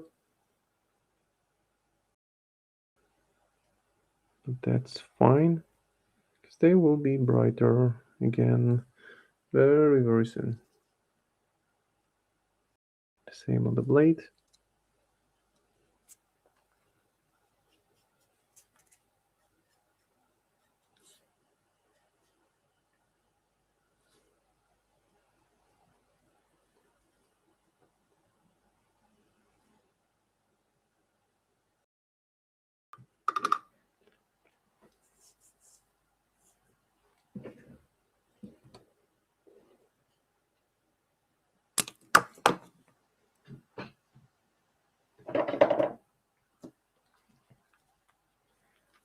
No, I don't need to reapply the silver to the palette, it's still there. That's the advantage of having a wet palette handy, that you don't really need to replenish it with paints constantly.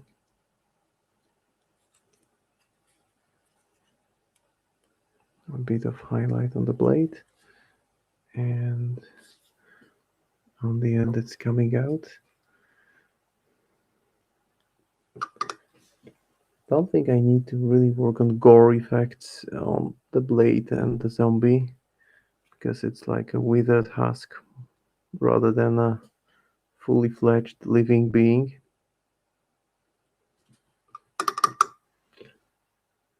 I can do a bit more work with this simple dry brush. Let me just grab my second dry brushing brush. Where is it? It might as well be this one. And I want to slightly reinforce this light coming off of the midsection.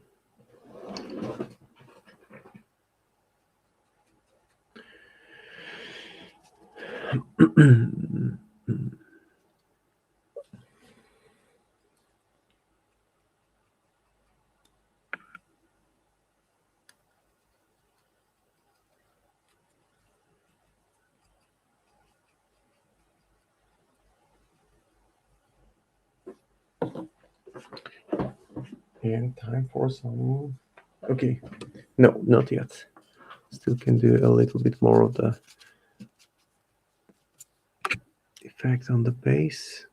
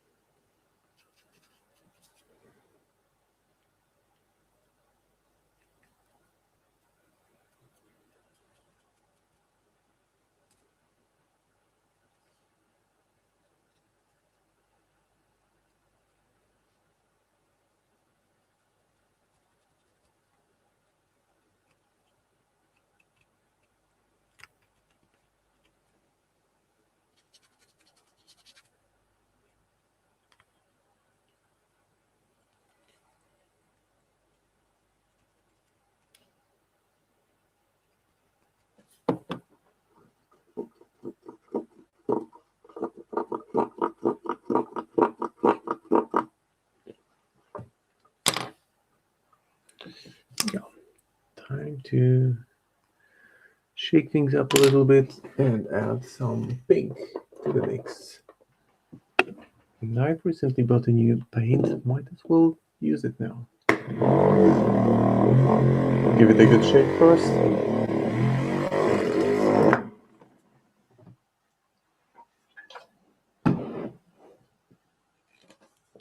That's the paint I'm talking about. Super bright, magenta, fluorescent.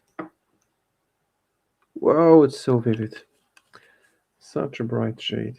I will lighten it a little bit with white. See what comes out. Super light pink. Nice. Should work just fine. When you don't have an airbrush, this is how you can go about creating this OSL like, so object source lighting like effect.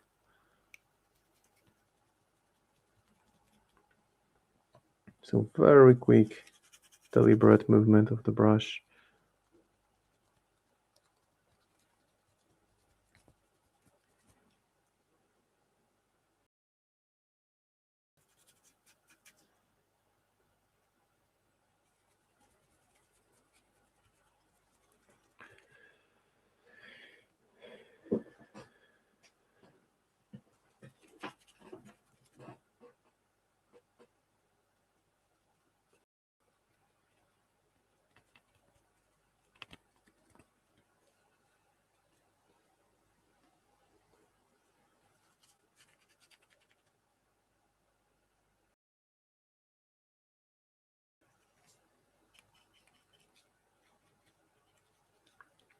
So that's just the first take. Then I will keep on gradually darkening the pink towards purple, maybe or dark pink, so that still looks like energy coming off rather than irregular dry brush. And then I will use dry pigments, and then I will be done. So reckon 2.5 hours for a miniature that complex isn't really bad.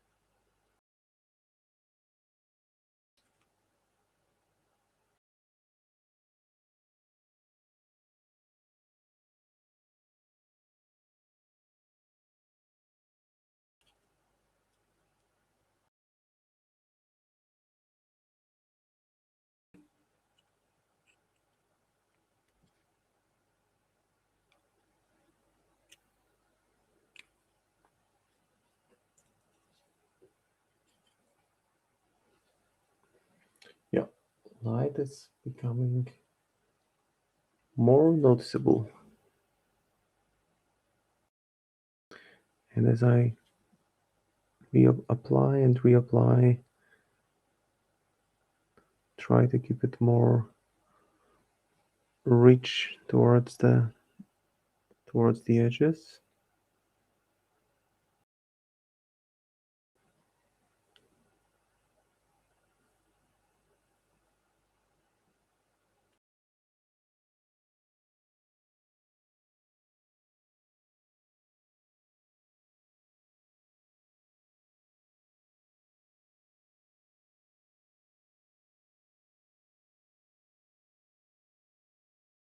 Pink flames. Looks like crazy disco color now, but trust me, it's going to get darker as we move along.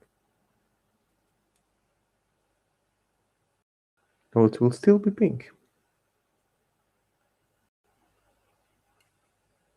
Why not? Evil and that energy can be pink. Who's to say no?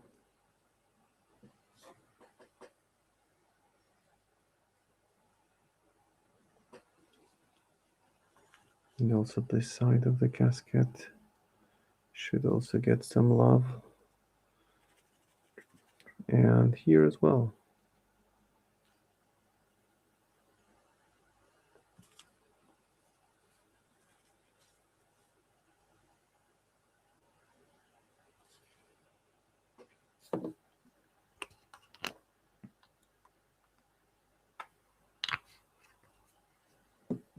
Those Vallejo fluo paints are really, really good for getting this effect. I used to work a lot with yellow for similar effects, and get to admit, pink fluo is good, though you have to be mindful of the fact that the consistency is different. It's much thicker than a standard paint, so you need to be mindful of that.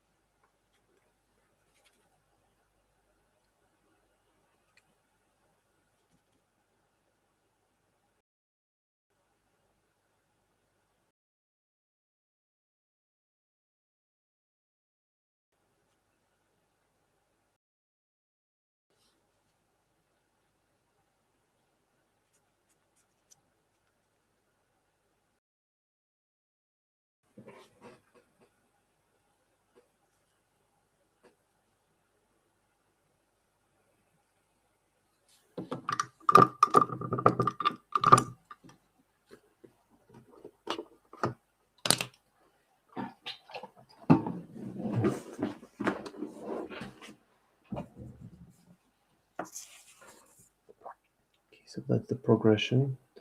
You can see that the midsection is really look like it's coming alive with flames. So keep on working on that.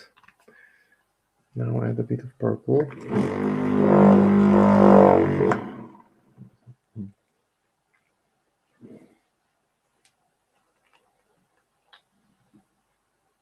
A drop of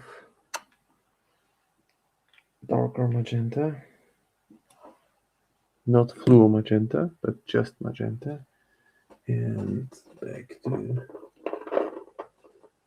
back to darkening those flames.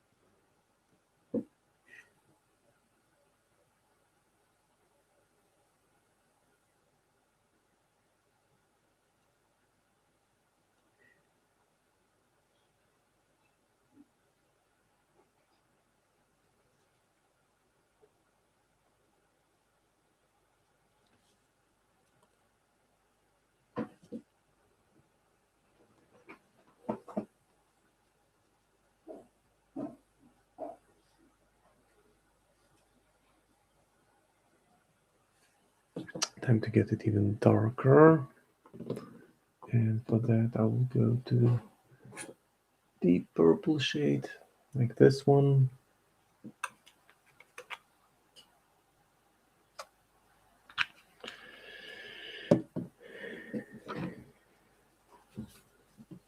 And now just lightly,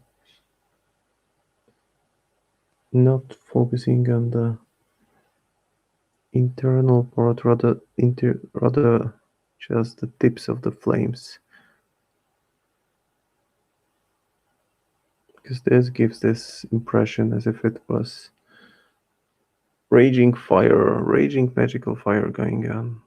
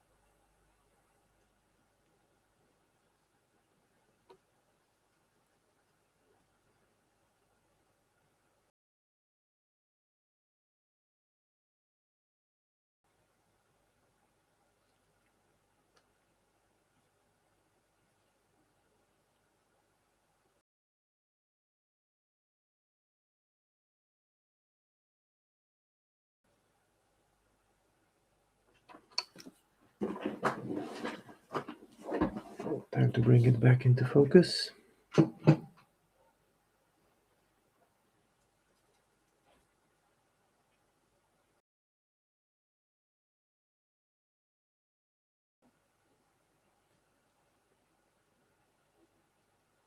So those colorful cobblestones are becoming less colorful now, which is done on purpose.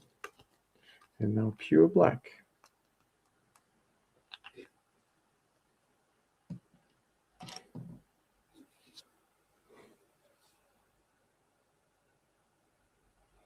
Just the tips of the flames now for this extra touch of depth.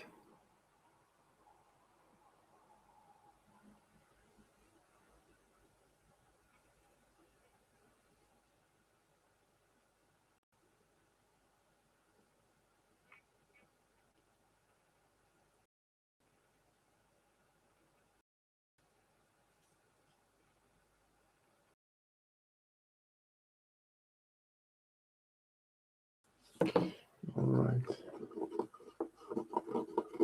Let's clean the brush a little bit. I'll let it dry for a second.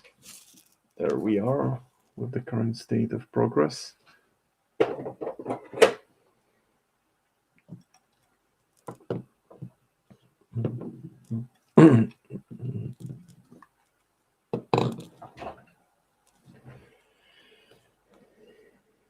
And what I'll do now, I guess, is these two. So fluoropigments. I guess it's time to do them now.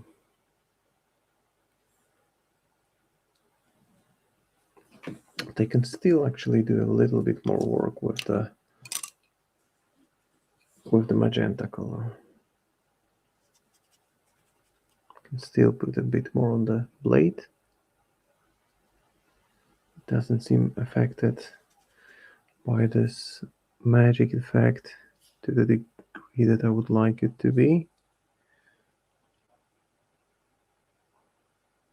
So stippling it in.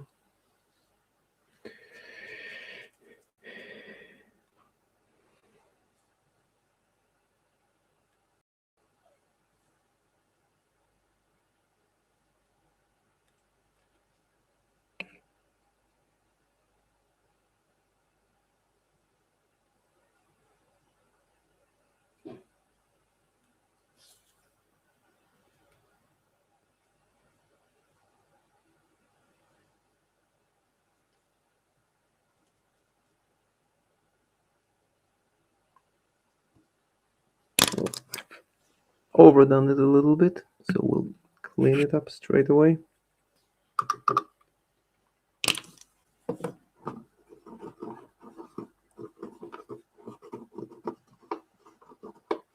So the important bit, I think, is that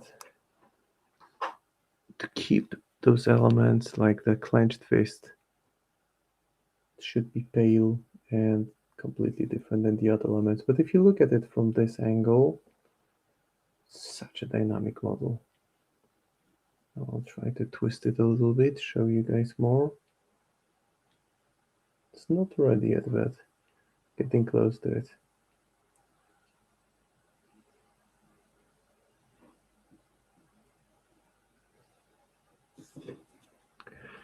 Okay, time for some dry pigment, I reckon. Why not? So best prepare tissue, set it in the middle of the workspace. Can actually take it out from the magnetic hole that I have. And I will start with magenta pigment. And I will use an old brush for it. I don't need a new brush. Actually, the more irregular, the better. Because what I'm going to do now is I'm going to kind of push this super bright fluo pigment into those flames. And that allows me to create this So you can see more of a flamey edge to that, so that it looks like those magical flames are really taking over the whole thing.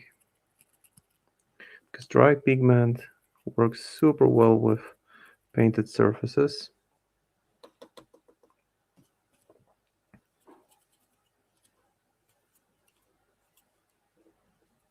I used it on my Yanlo too, back in the day when I was painting it on the stream, and it literally, you need 5 minutes to go from this, yeah, it's a pretty cool looking mini, to this wow effect. So make sure you have a fair bit of it. Really rub it against the surface. See, that's really makes it look like the whole thing is on fire. And I reinforce the elements that are going to be affected by this light with extra white dry brush beforehand.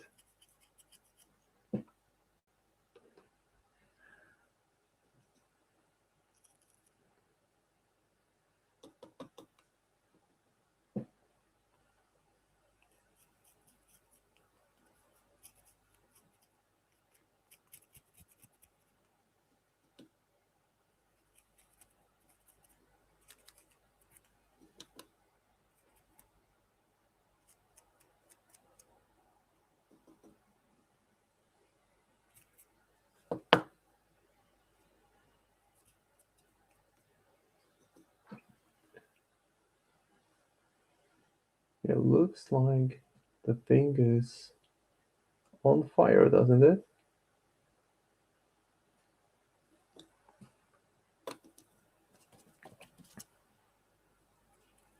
That's why I didn't really put that many highlights,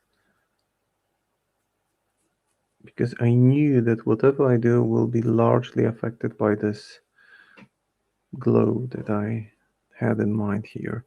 And as you can see, I'm leaving the white in the midsection. Because white, when you think about fire, real fire, not the magical fire, white is the part where it's most heat, where the most heat is present. And you see that cloak is super dark, so it contrasts nicely with the light effects we have going on in the middle.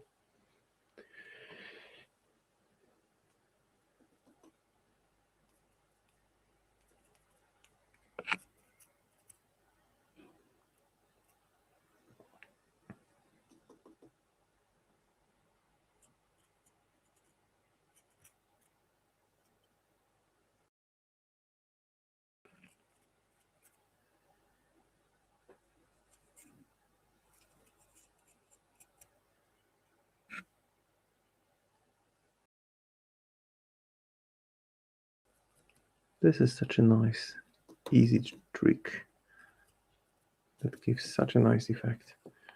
But I will tweak it a little bit more with a little bit of magenta, just to keep it more diversified. So I will add a quick touch of magenta here. Oops. Maybe here as well. Just rub it in.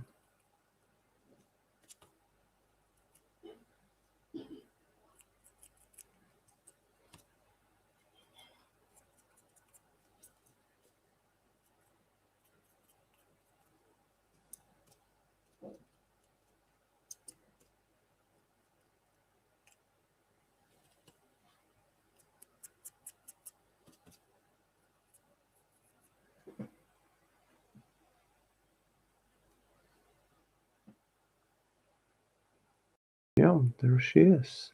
Almost ready.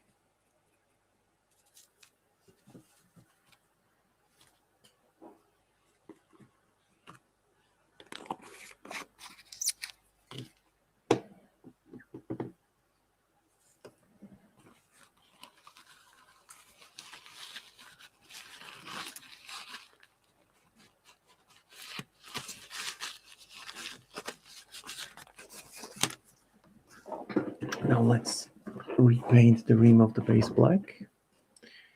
And since we still have half an hour to go, we might jump in on another miniature that I have next to me, but first off, let's do the rim of the base.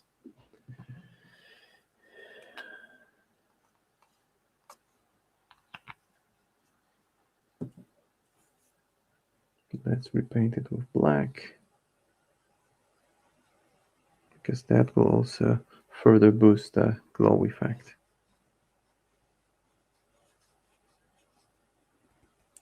Then I will need to spray some matte varnish in it, and while applying varnish, it will ensure that the pigment, the shiny pinky stuff, stays attached. What you need to really be mindful of is that when you spray it, you need to spray it from greater distance than you normally would, and gradually move it closer step by step. That way you ensure that it doesn't blow off the pigment off of the miniature, because that's not what you want.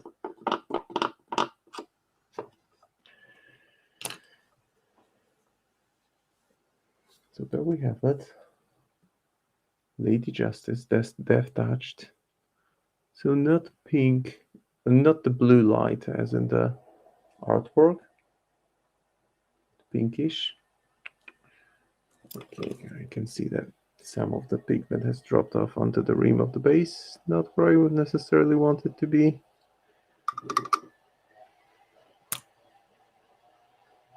I think that the OSL effect turned out really, really well, and literally took 15 minutes, maybe 20 minutes, 15, 20 minutes, something like that.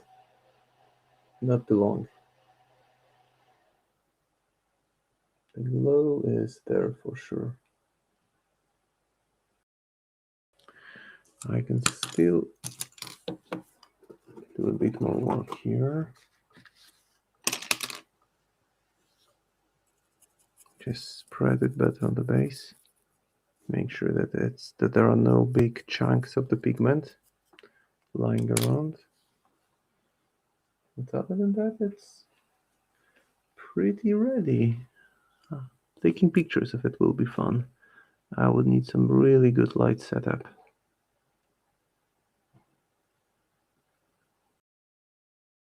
And it seems like the work on the skin, which took me the longest here, is wasted, but it's not. It's really not. It's just a matter of preparing the surfaces that will be impacted by other elements. What I can still do is I can actually add a bit of shade to the hand here. That one seemed too bright. So what I'm doing now is I'm using the kind of dirty paint from wet palette, essentially. Dirty water that's gathered on wet palette. So to create a super, super smooth transition. It's not even a transition, it's just lightly tinting it. Okay guys, so since we have half an hour left in my stream, let's do some work on this guy. On this lady, actually. This is a lady. So what I'll do now is, I think that the main challenge when you have such a complex miniature like this one is that you look at it and you're kind of confused. Where the heck do I even begin? There's so much going on here. So what I suggest doing is, first off, frame it. So paint the rim black. It won't change a thing on the miniature, but it will help you conceptualize better what's actually happening there. Maybe it's not necessary because I will still repaint it black just to make sure it's super smooth and even afterwards. But personally, I find this absolutely necessary because without it, just don't feel I feel like as if my concentration level drops.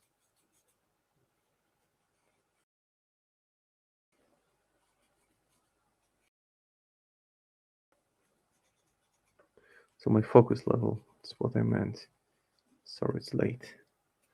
The English is hard on the brain when you've been up for, well, several hours. Okay, now it's already looking a bit crispier. So I would suggest that when you have complex elements, start by, yeah, well, see, great minds think alike.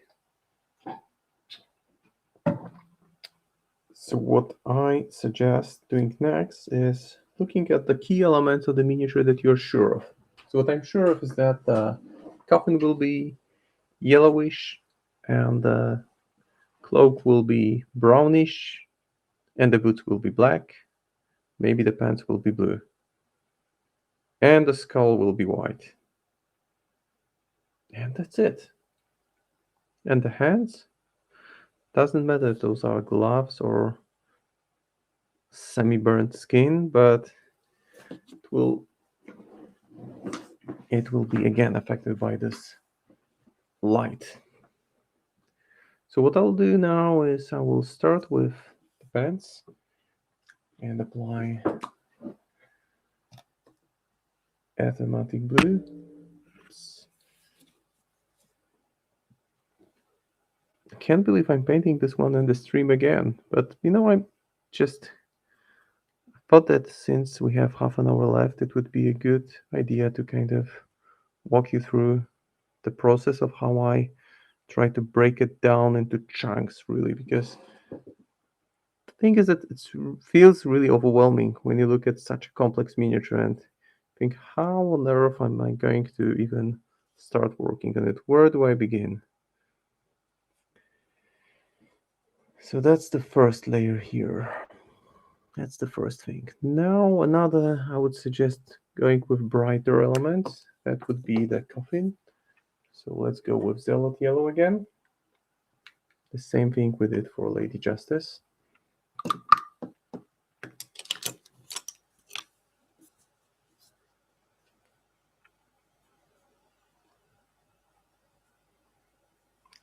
So just kind of block those larger portions of the model.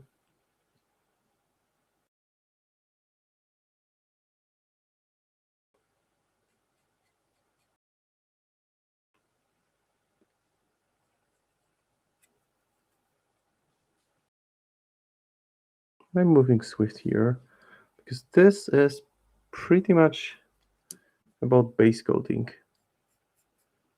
Having clarity of next steps that will follow.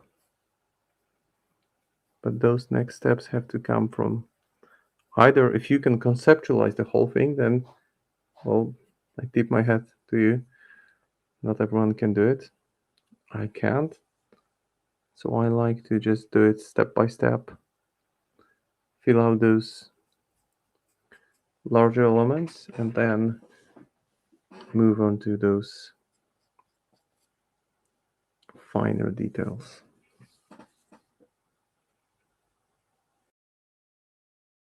This coffin is like partly broken, but doesn't really matter because again, those magic lights will come into play here.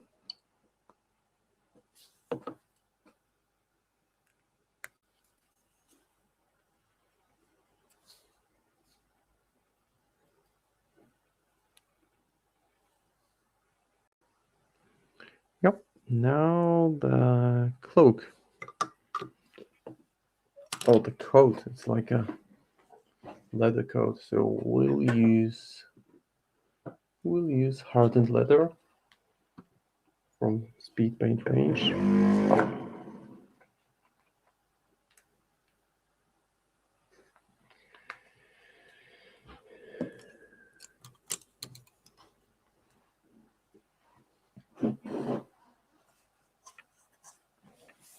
It's like unearthing the shape of the model, which isn't clearly visible. So start with those elements where you see, okay, there is a larger chunk of coat, right? That's where I can really easily fill the surface with one specific color.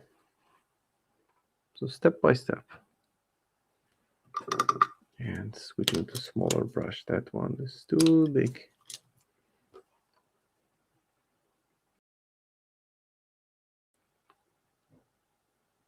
And those chains aren't a problem because they will be dark anyway. I will base them with black shortly.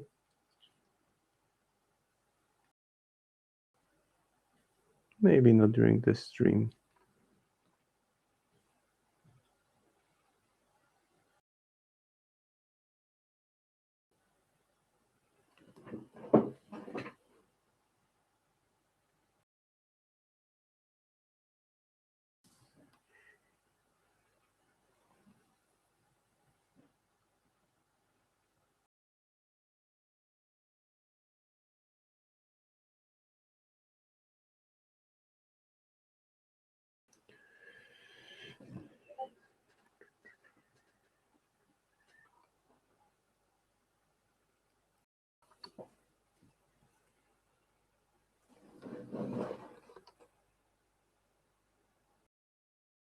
So blocking the back here.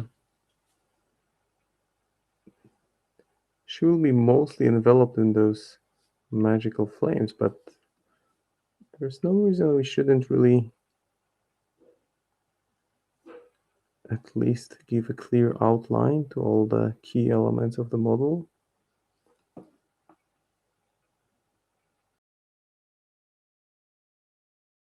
It makes sense, trust me.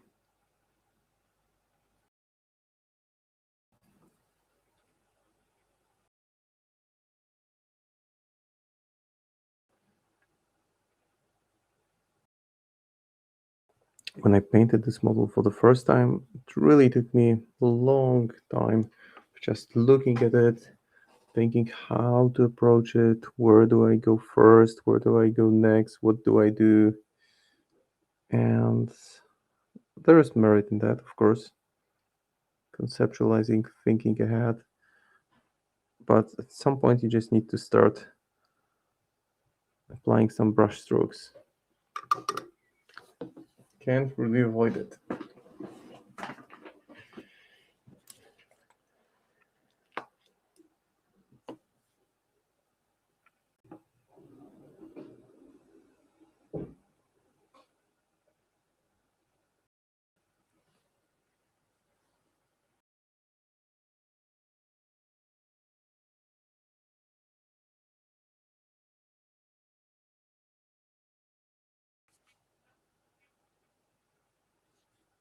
So another layer on the trousers.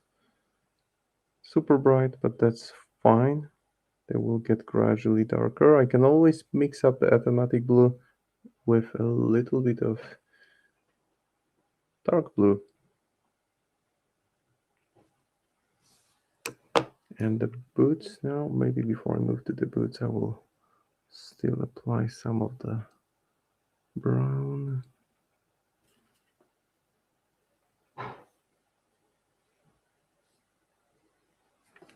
Yeah, now the black boots.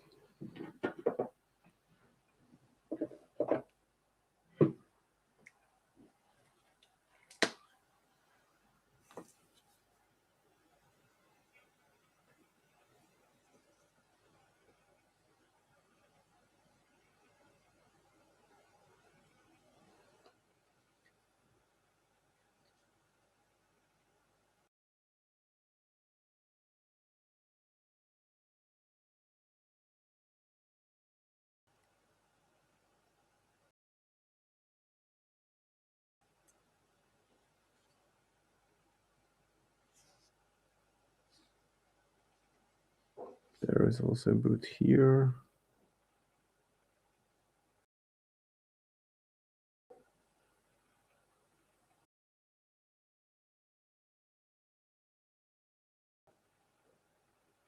So what I'm doing is I'm kind of sketching out a shape that I will be further working on. As you can see, it just took me 10 minutes maybe But already I have some sense of clarity. We can clearly see that there is a humanoid being among all those crazy details. So now I'm feeling a bit less intimidated when I continue working on this one. And maybe Gallimon flesh on the fists. As I said, not that crucial what I do with the fists because those will be very much affected by the flames going on around them.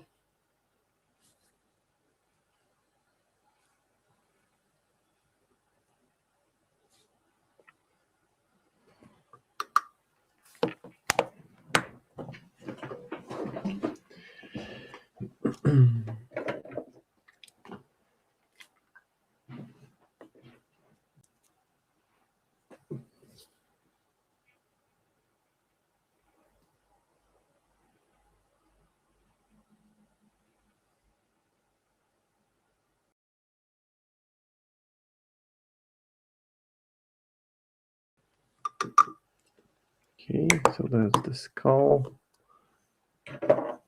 and a little bit more of that aromatic blue.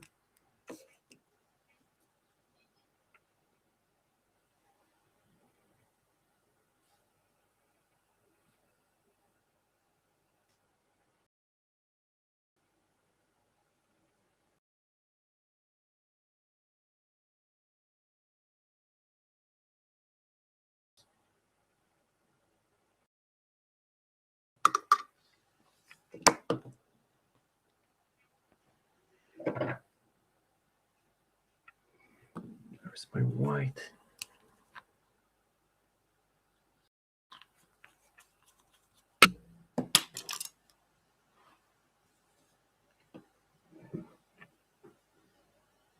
And I will land a few brush strokes on the flames. Just clean the brush beforehand so that the white isn't affected by other colors. Using an older brush here.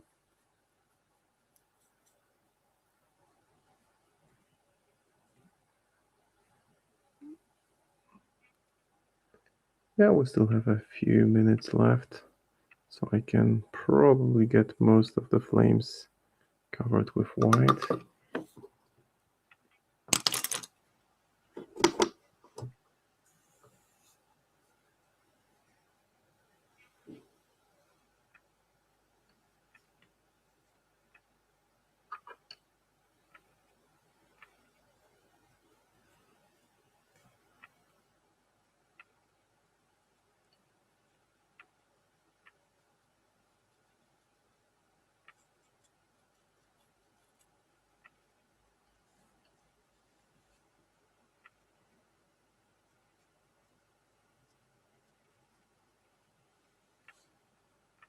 So just base coating the whole flame section with white.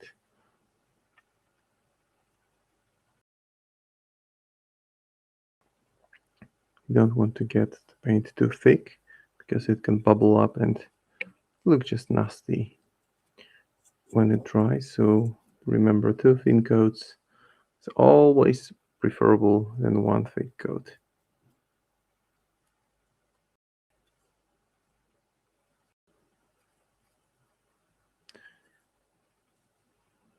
Maybe I should have painted the chains in black first, but oh well, it doesn't really matter that much at this point.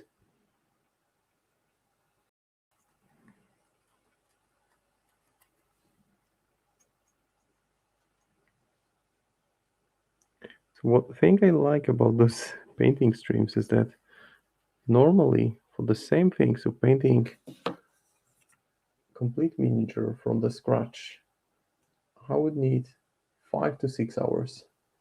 And here I'm just so it's like painting tunnel vision. I just focus only on painting and talking because I want to make sure I share all the little tips and tricks I can,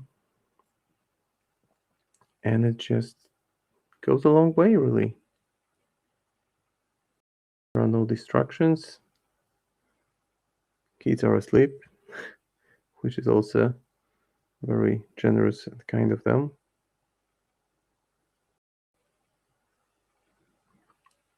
So it's just the rhythm of brush strokes.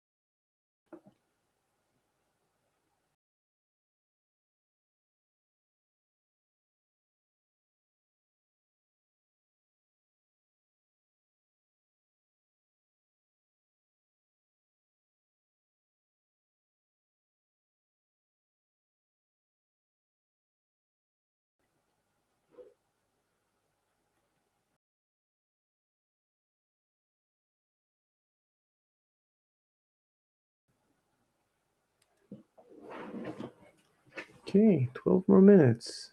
In a second, I will give you an overview of what's been done on this model and give a few comments about my thought process about the next steps that I will be taking while working on it, with the clear intention of having a very good quality of painting with clear steps to ensure that the quality is fine and the effort isn't overwhelming. So kind of finding a bit of balance in between the two.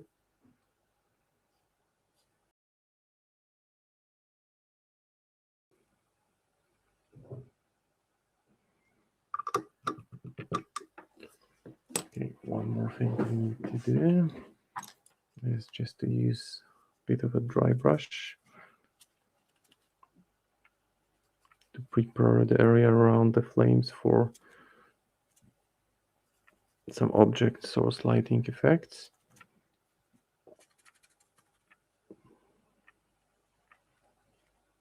So just giving a dry brush where the flames are.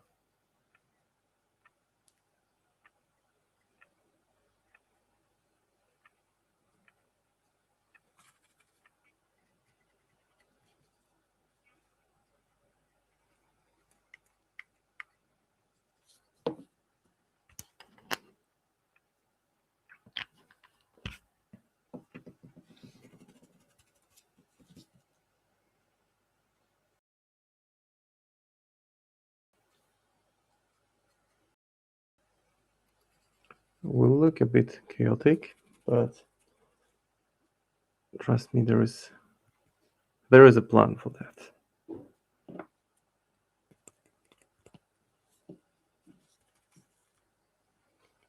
There is a purpose for every single brushstroke that I'm taking here.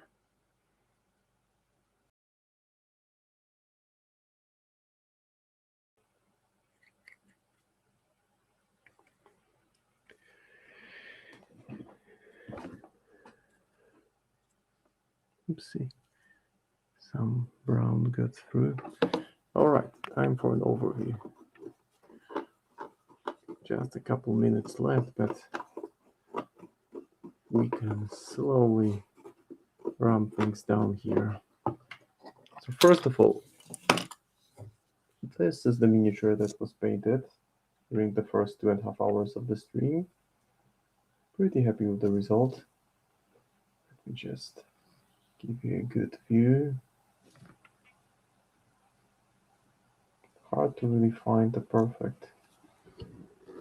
Okay, maybe this one will be better. Let me remove some other brushes from the workspace to one side so that we can just focus on this model.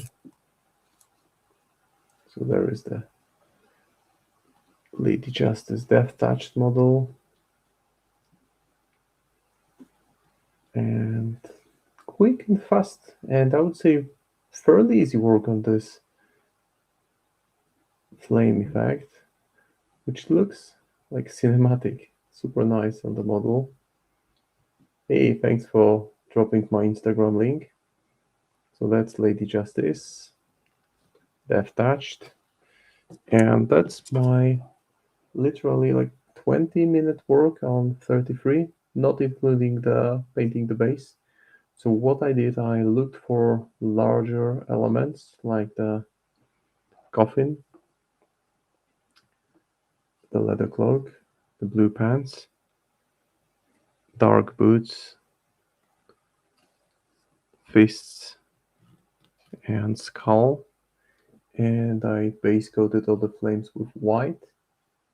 So the next steps will be to redefine the colors on the key elements. So add a bit of darker washes and glazes towards the lower section of the coffin and the sides. The same with the clothes. And after that, redefine all those chains. Part of them they're all obviously broken because she's breaking free. And then do the same magic that I did here with the Justice. But for today, tonight, it will be all for me. It's been a pleasure painting for you guys. Really enjoyed working on this amazing, stunning miniature. I hope I did her justice. And make sure to check out the stream tomorrow. Haunted, he will be working on something nice. I'm not gonna spoil it. Just watch the word social media, and same time tomorrow, I'll do my best to drop in and also have a look. It's a very nice model that he will be working on. And stay word. Watch out for Waldo's Weekly tomorrow. Stay safe. Take care, everyone. Have a great rest of the day, night, wherever you are. Bye.